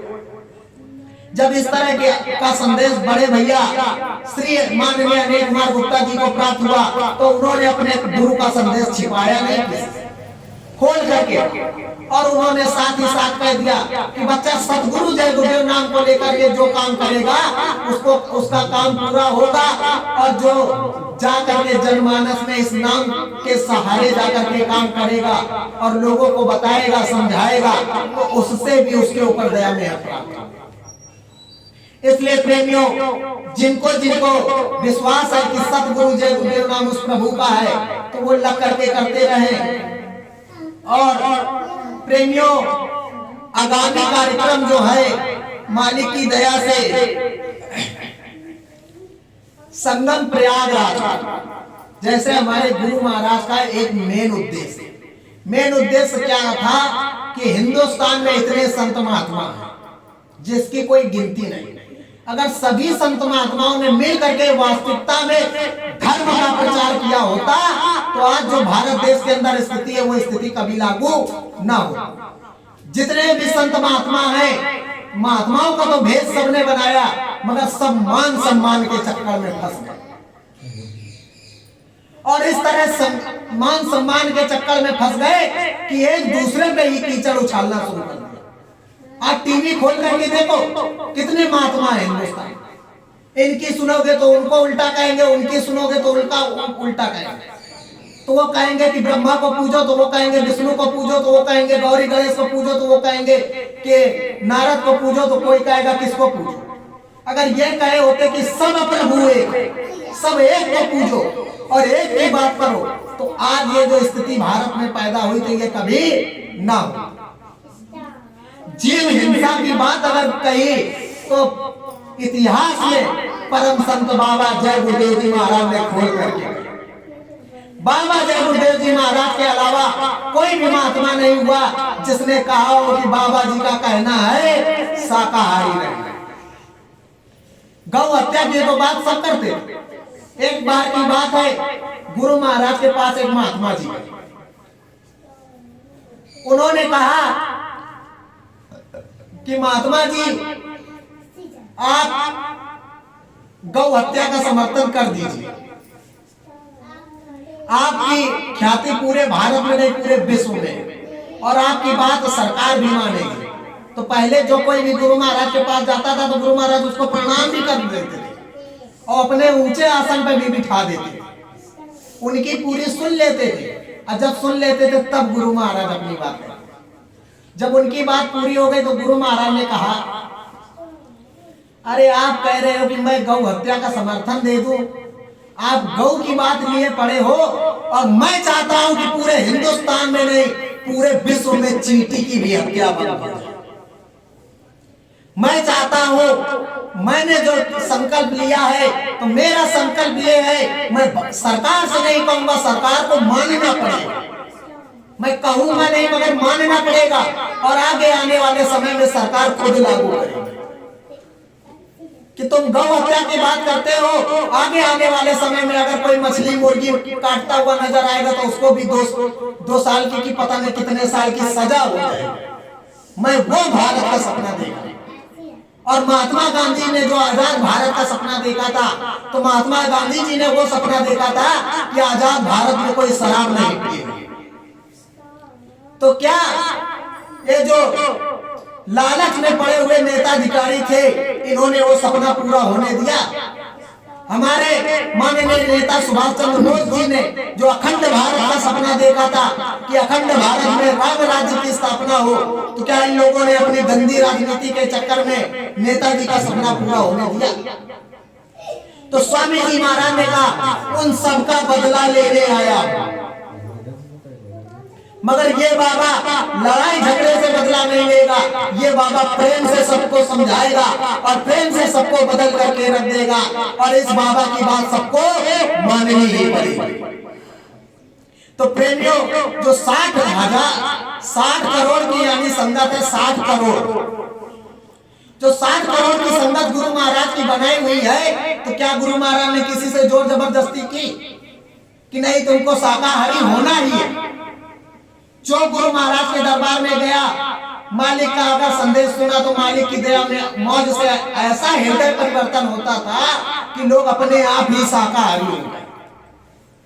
कितने डाकू बदमाश गुरु महाराज के दरबार में गए कि उन डाकू बदमाशों के ऊपर लाख रुपए का इनाम था, मगर स्वामी महाराज के शरण में जाते ही उन्होंने माला पकड़ ली, बंदूकें छोड़ दी। नेपाल के सरदार का आज भी इतिहास है और चंबल के डाकू का आज भी इतिहास है कि सरकार ने पता नहीं कितने करोड़ का कितने लाख का उनके ऊपर इनाम घोषित किया। नेपाल का सरदार जैसे ही स्वामी महाराज के सामने गया, लोग बताते हैं बंदूक तान करके गया था, और गुरु महाराज को जैसे ही एक नजर में देखा तो उसने बंदूक गुरु महाराज के चरणों में रख दी, दूसरे दिन माला उठा लिया। तो क्या गुरु महाराज ने उसके साथ कोई जोर जबरदस्ती की?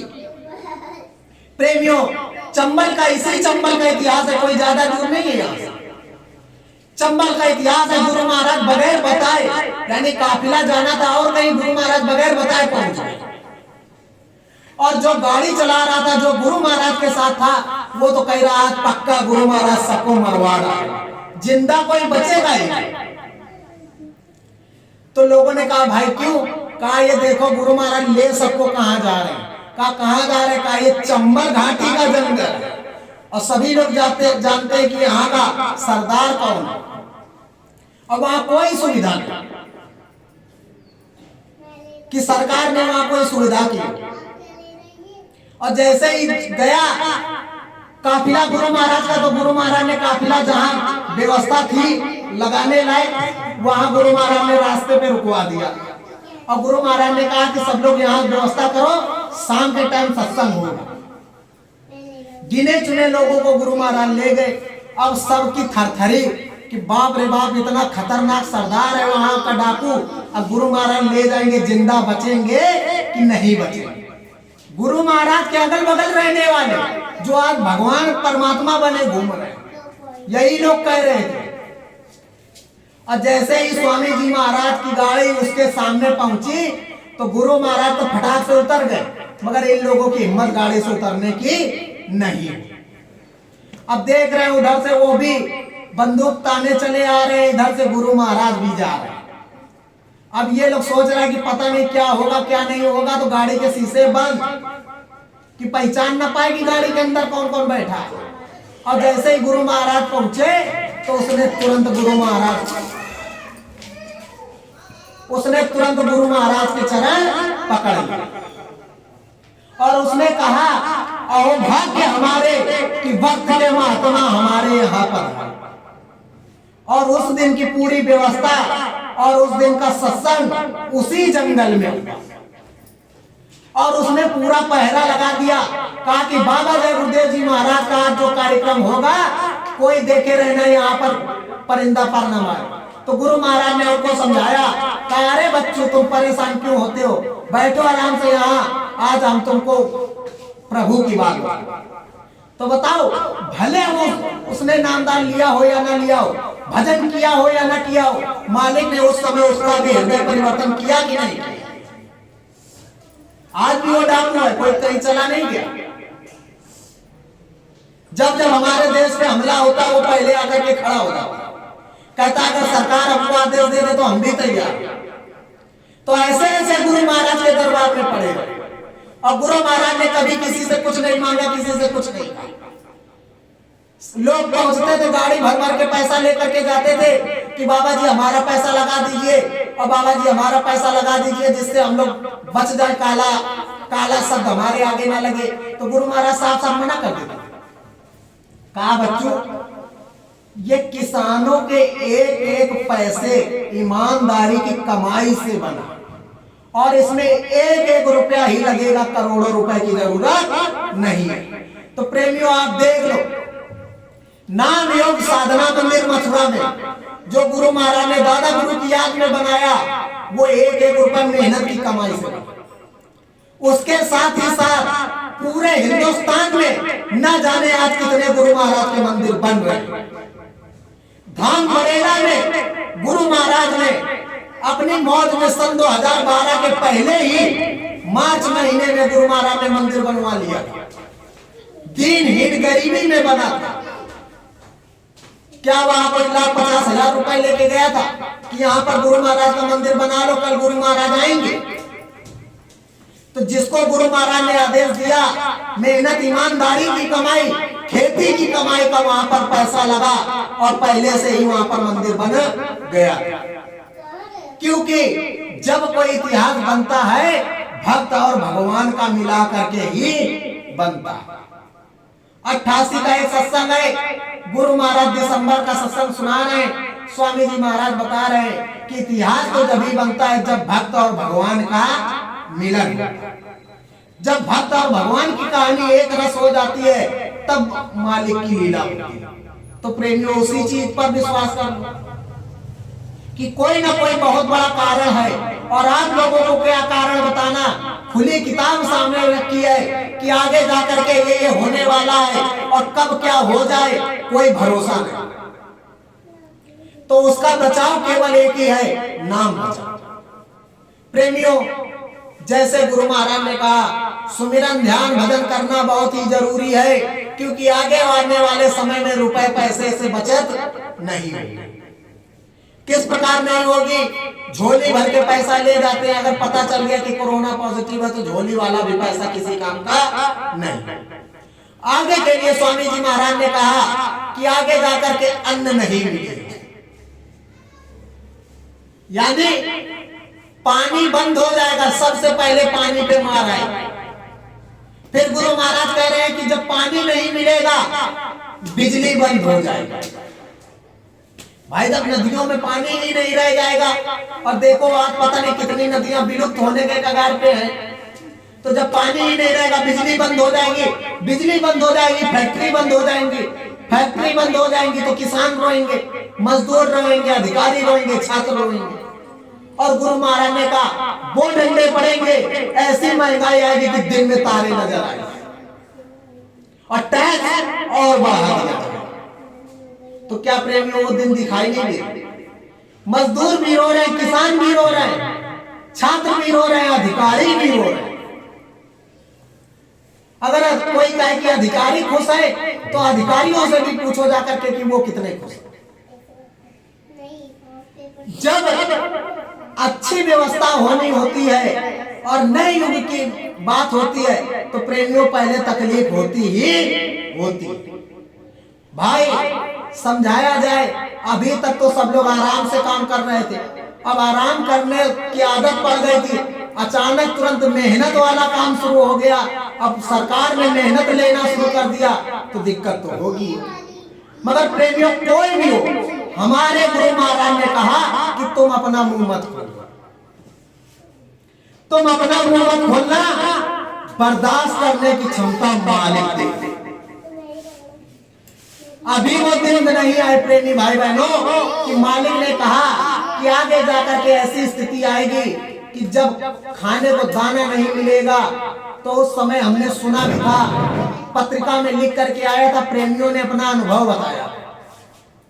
सन 2011 की बात है, प्रेमियों ने अनुभव देखा था तो पत्रिकाओं में लिख करके आया था और मालिक को जाकर के बताया कि मालिक हमने आज ये अनुभव में देखा, सपने की बात नहीं, अनुभव में देखा कि पूरे संसार में आग लगी, बेमौत लोग मर रहे हैं और अनाज का दाना नहीं मिल रहा, यानी अनाज नहीं मिल रहा। हम लोग जय गुरुदेव बोलते जा रहे हैं और रास्ते में एक नाली पड़ी है, नाली में रोटी पड़ी थी, उसको हम लोग धो करके खा रहे हैं। ये उन्होंने अपना अनुभव बताया कि जय गुरुदेव बोलते जा रहे तो रास्ते में नाली में हमको रोटी मिल गई, जहां अन्न का दाना नहीं मिल रहा तो वो रोटी मिल गई, तो हम लोगों ने उसको धो करके खा लिया और मालिक को धन्यवाद दिया। तो प्रेमियों, गुरु महाराज ने कहा कि अगर मुझको याद करते रहोगे तो उस समय मैं ऐसी तुमको जड़ी दे दूंगा कि उसको खाने से 6 दिन तक भूख नहीं लगेगी। वही चीज आज भी बराबर बड़े भैया समझा रहे हैं कि प्रेमियों, मालिक के सहारे रहोगे तो सब कुछ बताया जाएगा। अगर मालिक को छोड़कर किसी और के चक्कर में पड़ोगे तो देख लो अनाप शनाप दवाई बताई जाती है जो करने लायक नहीं। यहाँ गौमूत्र तो पीने को कोई तैयार नहीं होगा तो उल्टा सीधा लोग कहने लगते। अगर किसी को कैंसर हो जाए उससे जाकर के बता दो, समझा दो कि स्वामी नाम की पत्ती का अर्क नेचुरल वाला, तो स्वामी नाम की पत्ती तो सभी लोग खा लेंगे, अर्क सभी लोग ले लेंगे, मगर जहाँ गौमूत्र की बात आती है तो यदा कदा लोग ही उसका यूज करेंगे। सबके बस की बात नहीं है। तो यहाँ अपने ही वाले की जो बात आ जाती है तो कौन करने जाएगा? तो जो कुल मकुल मालिक होगा तो वो तुमको गुमराह नहीं, सच्ची बात है।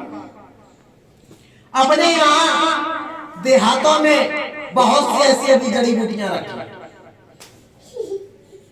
अगर सही से देखा जाए तो जब बुखार एकदम से फैल जाता है, डॉक्टरों की बस की बात नहीं रहती तो कहां से कवर हो।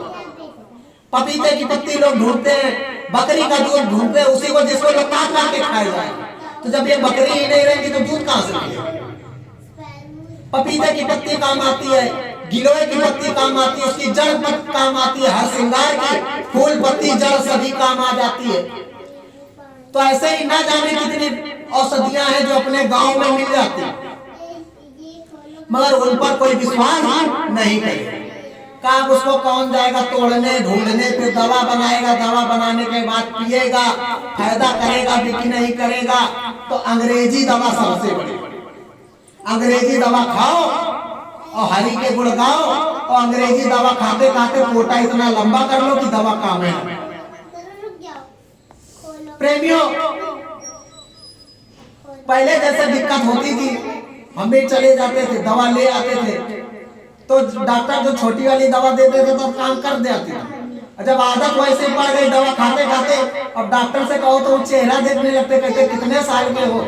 तो हम बताए कि भाई डॉक्टर साहब ऐसा है, आप चाहे एक दो चाहे दो वो दवा काम नहीं करेगी। तो उस डॉक्टर ने ही समझाया था, कहा था कि तुमको जिसने भी बताया ये रास्ता गलत था। अगर कोई भी दवा हो उसको ज्यादा दिन तक चलाते रहोगे तो दवा का जब कोटा हद से ज्यादा हो जाता है तो दवा काम करना बंद कर दो, और डोज बढ़ा करके दवा खाओगे तो दवा फायदा की जगह नुकसान करेगी। तो हमारी कोशिश यही रहनी चाहिए कि हमें जितना कम दवा का उपयोग करें तो ज्यादा ठीक, और हो सके तो मालिक की दया में हर से अपनी पुरानी जड़ी बूटियों को भी। प्रेमियों, मालिक ने कहा आज सारा जमाना, एक की बात में पूरे संसार की, पूरा संसार इस पे निर्भर, यानी टेक्नोलॉजी पे। और गुरु महाराज ने कहा अगर यही ध्वस्त कर दिया जाए तो क्या होगा। अंतरिक्ष में ना जाने किन की सैटेलाइट, अगर आपके भारत की कोई सैटेलाइट को ध्वस्त कर दे और उसका काम तमाम कर दे तो क्या ये मोबाइल चलेगा, क्या ये टीवी चलेगी, क्या बैंक से पैसा निकलेगा? निकलेगा नहीं निकलेगा। बैंक में जाओगे कहेगा सर्वर ही नहीं चल रहा, मोबाइल से निकालोगे सर्वर ही नहीं है। तो इसलिए स्वामी जी महाराज ने कहा आपातकाल समय के लिए भी ऐसी व्यवस्था बना करके रखना कि रोने वाला काम ना हो, अपने पास भी बना करके रखना। मगर जमाना ऐसा ही आ गया है कि अगर पता चलेगा कि आपके पास 50,000 रुपए भी रखे हैं तो तुरंत डकैती पड़ जाए, वो भी दिक्कत है। तो इसलिए प्रेमियों, मालिक से बराबर विनती प्रार्थना करनी चाहिए और मालिक से ही कहना चाहिए। और प्रेमियों, हमारा तो साफ कहना है कि इधर उधर कहने से अच्छा जो कुल मकुल मालिक उससे कहा जाए, यानी इधर कचहरी में जाने से उधर कचहरी में जाने से अच्छा सीधे हाई कोर्ट में अगर सुनवाई हो जाए तो वकीलों की जरूरत ही क्या पड़ेगी। इसलिए सीधा निशाना मालिक से हो। और प्रेमियों, गुरु महाराज का आदेश हुआ है प्रयागराज संगम पर, यानी शाकाहार का प्रचार प्रसार हो, जो मालिक का मुख्य उद्देश्य शाकाहार का प्रचार प्रसार। वहां पर बसंत पंचमी तक 26 जनवरी तक कार्यक्रम चलेगा। तो जिसके पास जितने दिन का समय हो, 3 तारीख से लेकर के बसंत पंचमी तक जितने दिन का भी समय हो, आप लोग साधारण मंत्री वहां पर आइए, स्नान कीजिए और प्रयागराज का लाभ उठाइए जो वहां की पवित्र भूमि है। साथ ही साथ अपने गुरु का काम जो सेवा बड़े सौभाग्य से मिलती है। उसके साथ ही साथ महाशिवरात्रि का कार्यक्रम 17, 18, 19 फरवरी शिवरात्रि याद रखिएगा। शिवरात्रि के एक दिन आगे एक दिन पीछे 3 दिन का कार्यक्रम सतगुरु जय गुरुदेव मंदिर धाम बड़ेला, तहसील रुदौली, जिला अयोध्या में, जहां पर हम सभी लोग चलते हो वहां पर शिवरात्रि का कार्यक्रम पड़ेगा। और आगे की स्थितियां आप लोग देख ही रहे हो कि कब कहां क्या हो जाए कोई भरोसा नहीं। प्रेमियों, अभी तो हम लोग आपस में एक दूसरे से मुलाकात हो जाती है, कल को अगर फिर कहीं लॉकडाउन कर दिया तो क्या मुलाकात हो? हमारी आपकी मुलाकात नहीं हो पाएगी, मगर जो मालिक है तो क्या उससे मुलाकात नहीं होगी? तो कोशिश ये हो, भले दिखाई पड़े या ना सुनाई पड़े, कुछ पता चले या ना पता चले, अगर गुरु ने कहा है कि तुम अपनी हाजिरी देते रहना, मैं तुम्हारा काम करूंगा, तो उस वचन को याद रखो कि उन्होंने कहा दिखाई पड़े या ना सुनाई पड़े, हमें अपना काम करना। मजदूरी उन्होंने कहा है कि उसमें ताला लगा, क्योंकि पहले के जमाने में ताला नहीं लगता और लोग इकट्ठा करते थे 10,000 साल तक बैठ करके उल्टा लटक करके, और जहां जरा सा किसी ने गलत काम कर दिया, कहा तुझको श्राप देता हूं ये हो जाऊंगा, तो वो खत्म हो जाता था। तो कलयुग में महात्माओं ने देखा कि ये ऐसे ही लुटा देंगे, इसलिए ताला लगा। कि वो हमारे पास रहेगा ही नहीं तो हम कहेंगे क्या। मगर प्रेमियों, अगर नाम भजन करते हो, सच्चे गुरु की शरण लिए हो, तब भी कुछ ना कुछ होगा। तो इसलिए अगर किसी को कटु वचन कहना या किसी को कुछ कहना तो मालिक को सामने पहले रख ले कि हमारे गुरु महाराज ने मना किया। जैसे आप लोग जानते हो कि गुरु भाई बहन का रिश्ता ऐसा होता है कि ये सब दर्जे से, मगर हमारे संस्कृति में ही हमको ये समझाया गया है कि बड़ों का आदर करना, छोटों को प्रेम देना। तो हमारी ये संस्कृति है कि हमसे अगर बड़ा भाई है, बहन है, माता है, पिता है, तो हम उनका चरण स्पर्श जरूर करेंगे। मगर गुरु प्रेम का रिश्ता जहां आ जाता है तो सभी बराबर होते हैं, कोई छोटा बड़ा नहीं होता। मगर फिर भी अपनी संस्कृति को याद रखा। तो गुरु महाराज ने कहा, इसलिए रोक लगा दी थी। कहा जैसे लोग एक दूसरे के छू लेते हो संगत में, अगर मुंह से तुमने आशीर्वाद दे दिया तो आशीर्वाद दिया तो पूरा तो गुरु करेंगे, मगर कटेगा दिया आपने है तो कोटा आपका ही तो लिया जाएगा। इसलिए मना करते थे, बाकी वैसे कोई भी बात नहीं थी। इसीलिए स्वामी जी महाराज ने बचने का रास्ता भी बताया। कहा अगर कोई मान लो अब रिश्तेदारियां फंस जाती है, करना ही पड़ता है, तो सीधे कह दो कि सदगुरु जगुरु मालिक है, मालिक है हमारे पास। तो प्रेमियों, बहुत सी चीजें रहती हैं। स्वामी जी महाराज ने आपको हर प्रकार से समझाया, हर प्रकार से बताया, कोई चीज बाकी नहीं। अब प्रेजेंट टाइम की अगर बात यही है वर्तमान में, तो अब लग करके सुमिरन ध्यान लग करके सुमिरन ध्यान भजन करना है और अपने गुरु की याद में जितना हो सके उतना समय निकालना।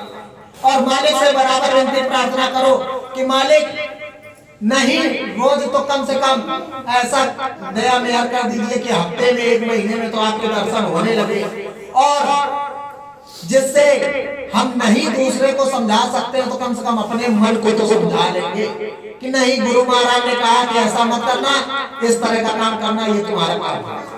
प्रेमियों, जहां हम सोचते हैं मालिक को याद किया और नाम लेके काम पूरा किया तो काम पूरा हुआ, तो कुछ ना कुछ दया मेहर मालिक की जरूर होती रहती है, जिससे हमारे अंदर विश्वास, और जब विश्वास, लगन, श्रद्धा जब बराबर बढ़ती रहती है तभी मालिक से लगन भी रहती है। मगर प्रेमियों, कभी कभी ऐसा समय भी आ जाता है कि हमारा आत्मबल कमजोर हो, तो उस समय धैर्य रख करके परीक्षा लें कि घड़ी जब आ जाती है तो धैर्य रख करके ये आत्ममंथन विचार करना चाहिए। मालिक से कहना चाहिए कि मालिक हमसे कौन सी भूल हो गई जो यानी इस तरह का हमारा मन टूट रहा है। क्योंकि ये मन जो है इसने हमको खिलौना बना रखा है, उठा पटक दिया करता है। जब तक आप दया मेहर नहीं करोगे तो हमारे को समझ में आने वाला नहीं। आप ही समझाओ सही क्या है, गलत क्या है, और इस तरह की विनती प्रार्थना करते रहो और मन में सतगुरु जय गुरुदेव बोलते रहो, मालिक को याद करते रहो। ना समझ में आए तो थोड़े देर के लिए शांत एकदम लेट जाओ और कान में उंगली लगा लो या हाथ जोड़ करके सतगुरु जय गुरुदेव बोलते रहो। कुछ ना कुछ मालिक बता देंगे, ऐसा नहीं हो। नहीं मालिक बताएंगे तो इसी मन में गुनावन होने लगेगा कि नहीं, ऐसा से ऐसा करो, ये काम हो जाएगा। अगर काम उचित लगे तो करो, अनुचित लगे तो मत करो। और प्रेमियों, यही नाम है कि नाम तुम्हारा सब काम करेगा। काम जब भी पूरा होगा जो उचित लाभ, अगर उसमें आपकी हानि होगी, भले कितना भी अच्छा काम होना होगा, तो प्रेमियों ये 100% की बात है, गुरु रोक जरूर लगाए। अगर आप जबरदस्ती करो तो वो बात है, क्योंकि सच्चा मालिक और माँ कभी अपने बच्चे का अहित नहीं होने देती। इसलिए प्रेमियों, कभी कभी ऐसा होता है कि हमारा काम होते होते भी रुक जाता है। वो इसी वजह से रुकता है कि हमको दिखाई नहीं पड़ रहा मगर मालिक सब कुछ देख रहे। तो आप लोगों को हाथ जोड़ करके प्रार्थना है, निवेदन है कि सभी लोग शिवरात्रि के कार्यक्रम पे और संगम तट के लिए जितने दिन का भी समय निकले, आप लोग समय निकाल करके पहुंचो और गुरु सेवा का लाभ उठाओ। क्योंकि प्रेमियों, आगे आने वाला समय बड़ा ही नाजुक स्थिति में, करवट कब किधर ले कुदरत कोई भरोसा नहीं। मालिक के वचनों को याद करते रहो। मालिक के वचन एक सहारा है और सतगुरु जय गुरुदेव केवल एक सहारा। सब कुछ छूट जाएगा, मालिक का नाम भजन अगर करोगे तो नहीं छूटेगा। प्रेमियों, ज्यादा दूर की बात नहीं, ज्यादा दिन की बात।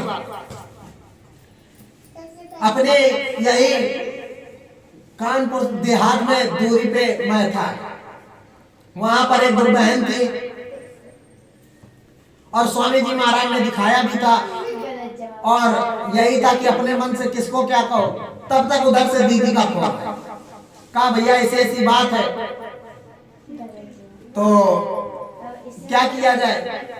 तो हमने कहा दीदी देखो, गुरु महाराज ने तो बता कि ये ऐसा परम पवित्र नाम है, इस नाम को जो भी लेकर के सुमिरन ध्यान भजन करेगा, सत्संगी हो या ना हो, केवल प्रार्थना ही करेगा, ध्यान ही करेगा इस नाम को बोल करके, तो उसकी मदद मैं करूं। किसने कहा? गुरु महाराज। तो कहा हम आप कौन? अगर उनको लग रहा है कि हमें आखिरी समय में प्रभु को याद करना है और प्रभु हमारी रक्षा मदद करे तो उनसे बोल दो। प्रेमियों, उनकी ऐसी बीमारी हो गई थी कि डॉक्टरों ने कहा था कुछ दिन का ही। तो अंदर से जब आपको ये पता चल गया तो टूट जाओगे। तो जब इस तरह की बात पता चली तो उनसे कहा गया कि ऐसा करो, आप सतगुरु जय गुरुदेव जाना है ही, रोक कोई सकता नहीं अब आपको। तो इससे अच्छा है कि प्रभु को याद करते हुए जाओ। डॉक्टरों ने कहा था कुछ दिन का समय, अभी भी है। हमारी जानकारी में 1.5-2 महीने हो गए, मगर गुरु महाराज ने उनको अंदर में दिखा दिया, कहा कि बच्ची परेशान मत हो, ये नाम सच्चा है और देख मैं आया हूं और जब चलूंगा, जब चलेगी तो मैं ले चलूंगा। उनको दिखा दिया। तो प्रेमियों, जो नाम नहीं लिए है, जिसने कभी गुरु को सामने से देखा नहीं, जब मालिक उसके ऊपर खुश हो सकते हैं तो हम सब तो आप उन्हीं के जीव हो। हमने आपने तो उनसे रास्ता ले रखा है, हमारे सूरत की सगाई तो उनसे हो रही है, तो हमको कहां से भटकने देंगे। हम आप भले रास्ता भूल जाएं, मगर वो बार बार रास्ता दिखाते हैं। इसलिए हमें अपने मालिक पर विश्वास रखना है। जब तक इस शरीर में आखिरी श्वास है तब तक कहेंगे कि हमारे गुरु आएंगे। सबरी की तरह आखिरी सांस तक अपने गुरु के आने का रास्ता देखेंगे। अगर गुरु की लगन सच्ची होगी तो इसी शरीर में वो सामने आकर के दर्शन दिखा देंगे। अगर कोई कमी रह जाएगी तो बात दूसरी, तो यहाँ नहीं वहां तो ले ही जाएगा, वहां तो दर्शन दिखाएंगे। सबरी माता पूरा अपना समय निकाल दिया, मगर कभी ये नहीं सोचा कि पता नहीं प्रभु राम आएंगे कि नहीं आएंगे। उनकी तरह नहीं बन सकते तो कम से कम उनके आदर्श पर चल सकते।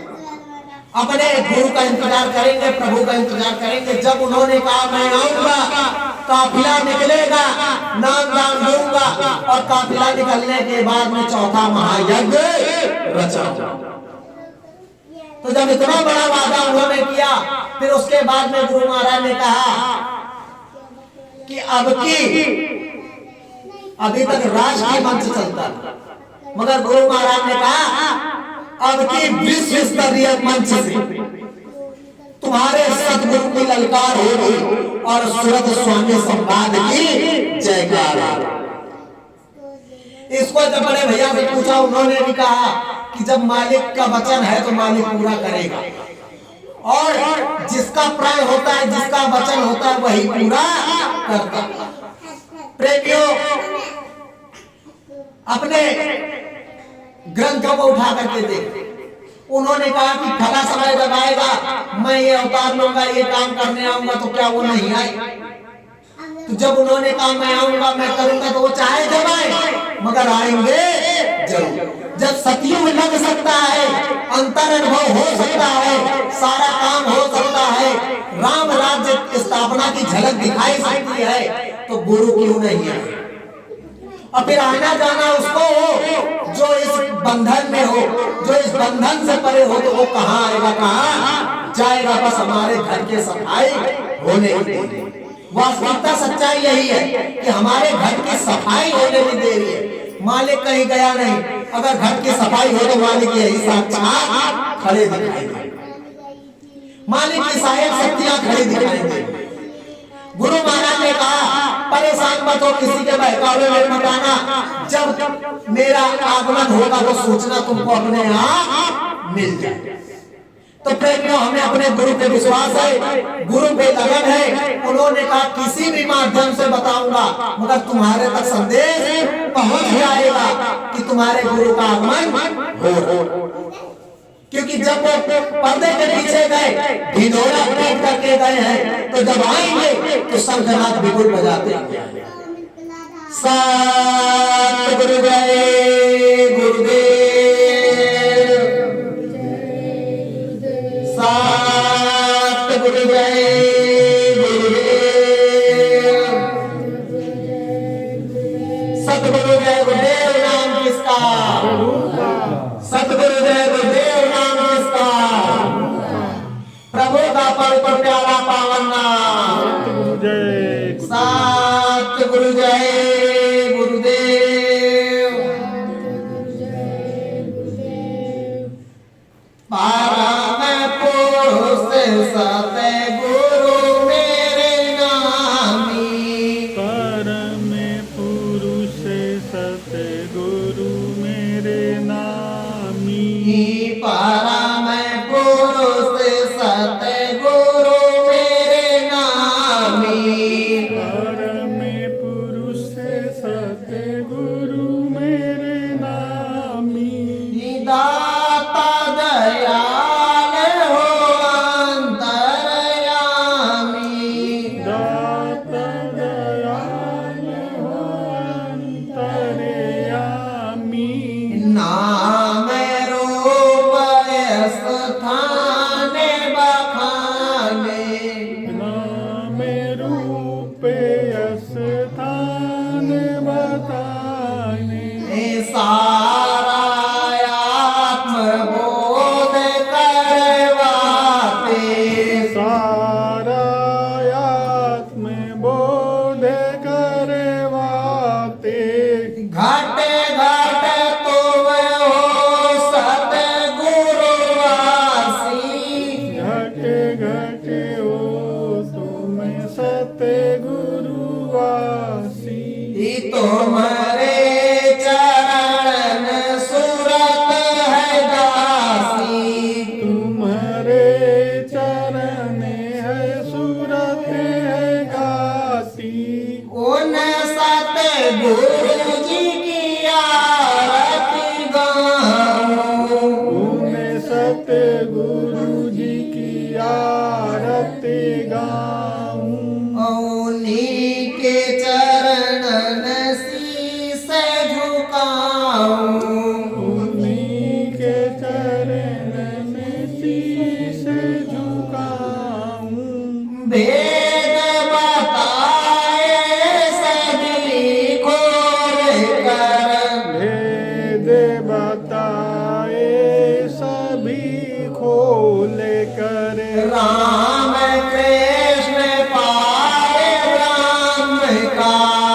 राम कृष्ण हरे ब्रह्म का, सतगुरु स्वामी सत्यानामी, सतगुरु स्वामी सत्यानामी, कोटि कोटि तुमको प्रणामी, कोटि कोटि तुमको प्रणामी, नाम वेद के दाता स्वामी, नाम भेद के दाता स्वामी, सतगुरु स्वामी पुरुष अनामी, सतगुरु स्वामी पुरुष अनामी, श्री चरणन में कोटि नमामि, श्री चरणन में कोटि नमामि, सतगुरु जय गुरुदेव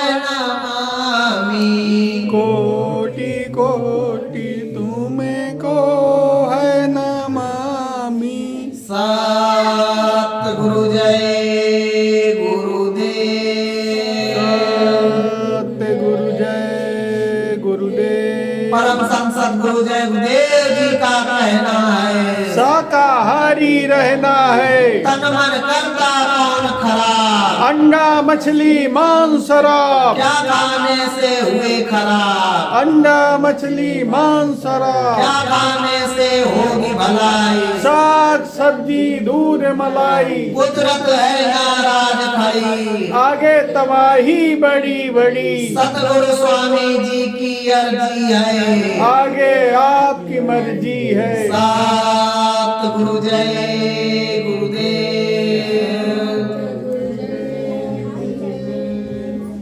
प्रेमी भाई बहनों, मालिक के चरणों में और आप सभी से बारंबार प्रार्थना करते हुए, अगर हमसे भी जाने अनजाने कोई भूल चूक हुई हो तो आप लोग क्षमा कर दीजिएगा। सतगुरु जय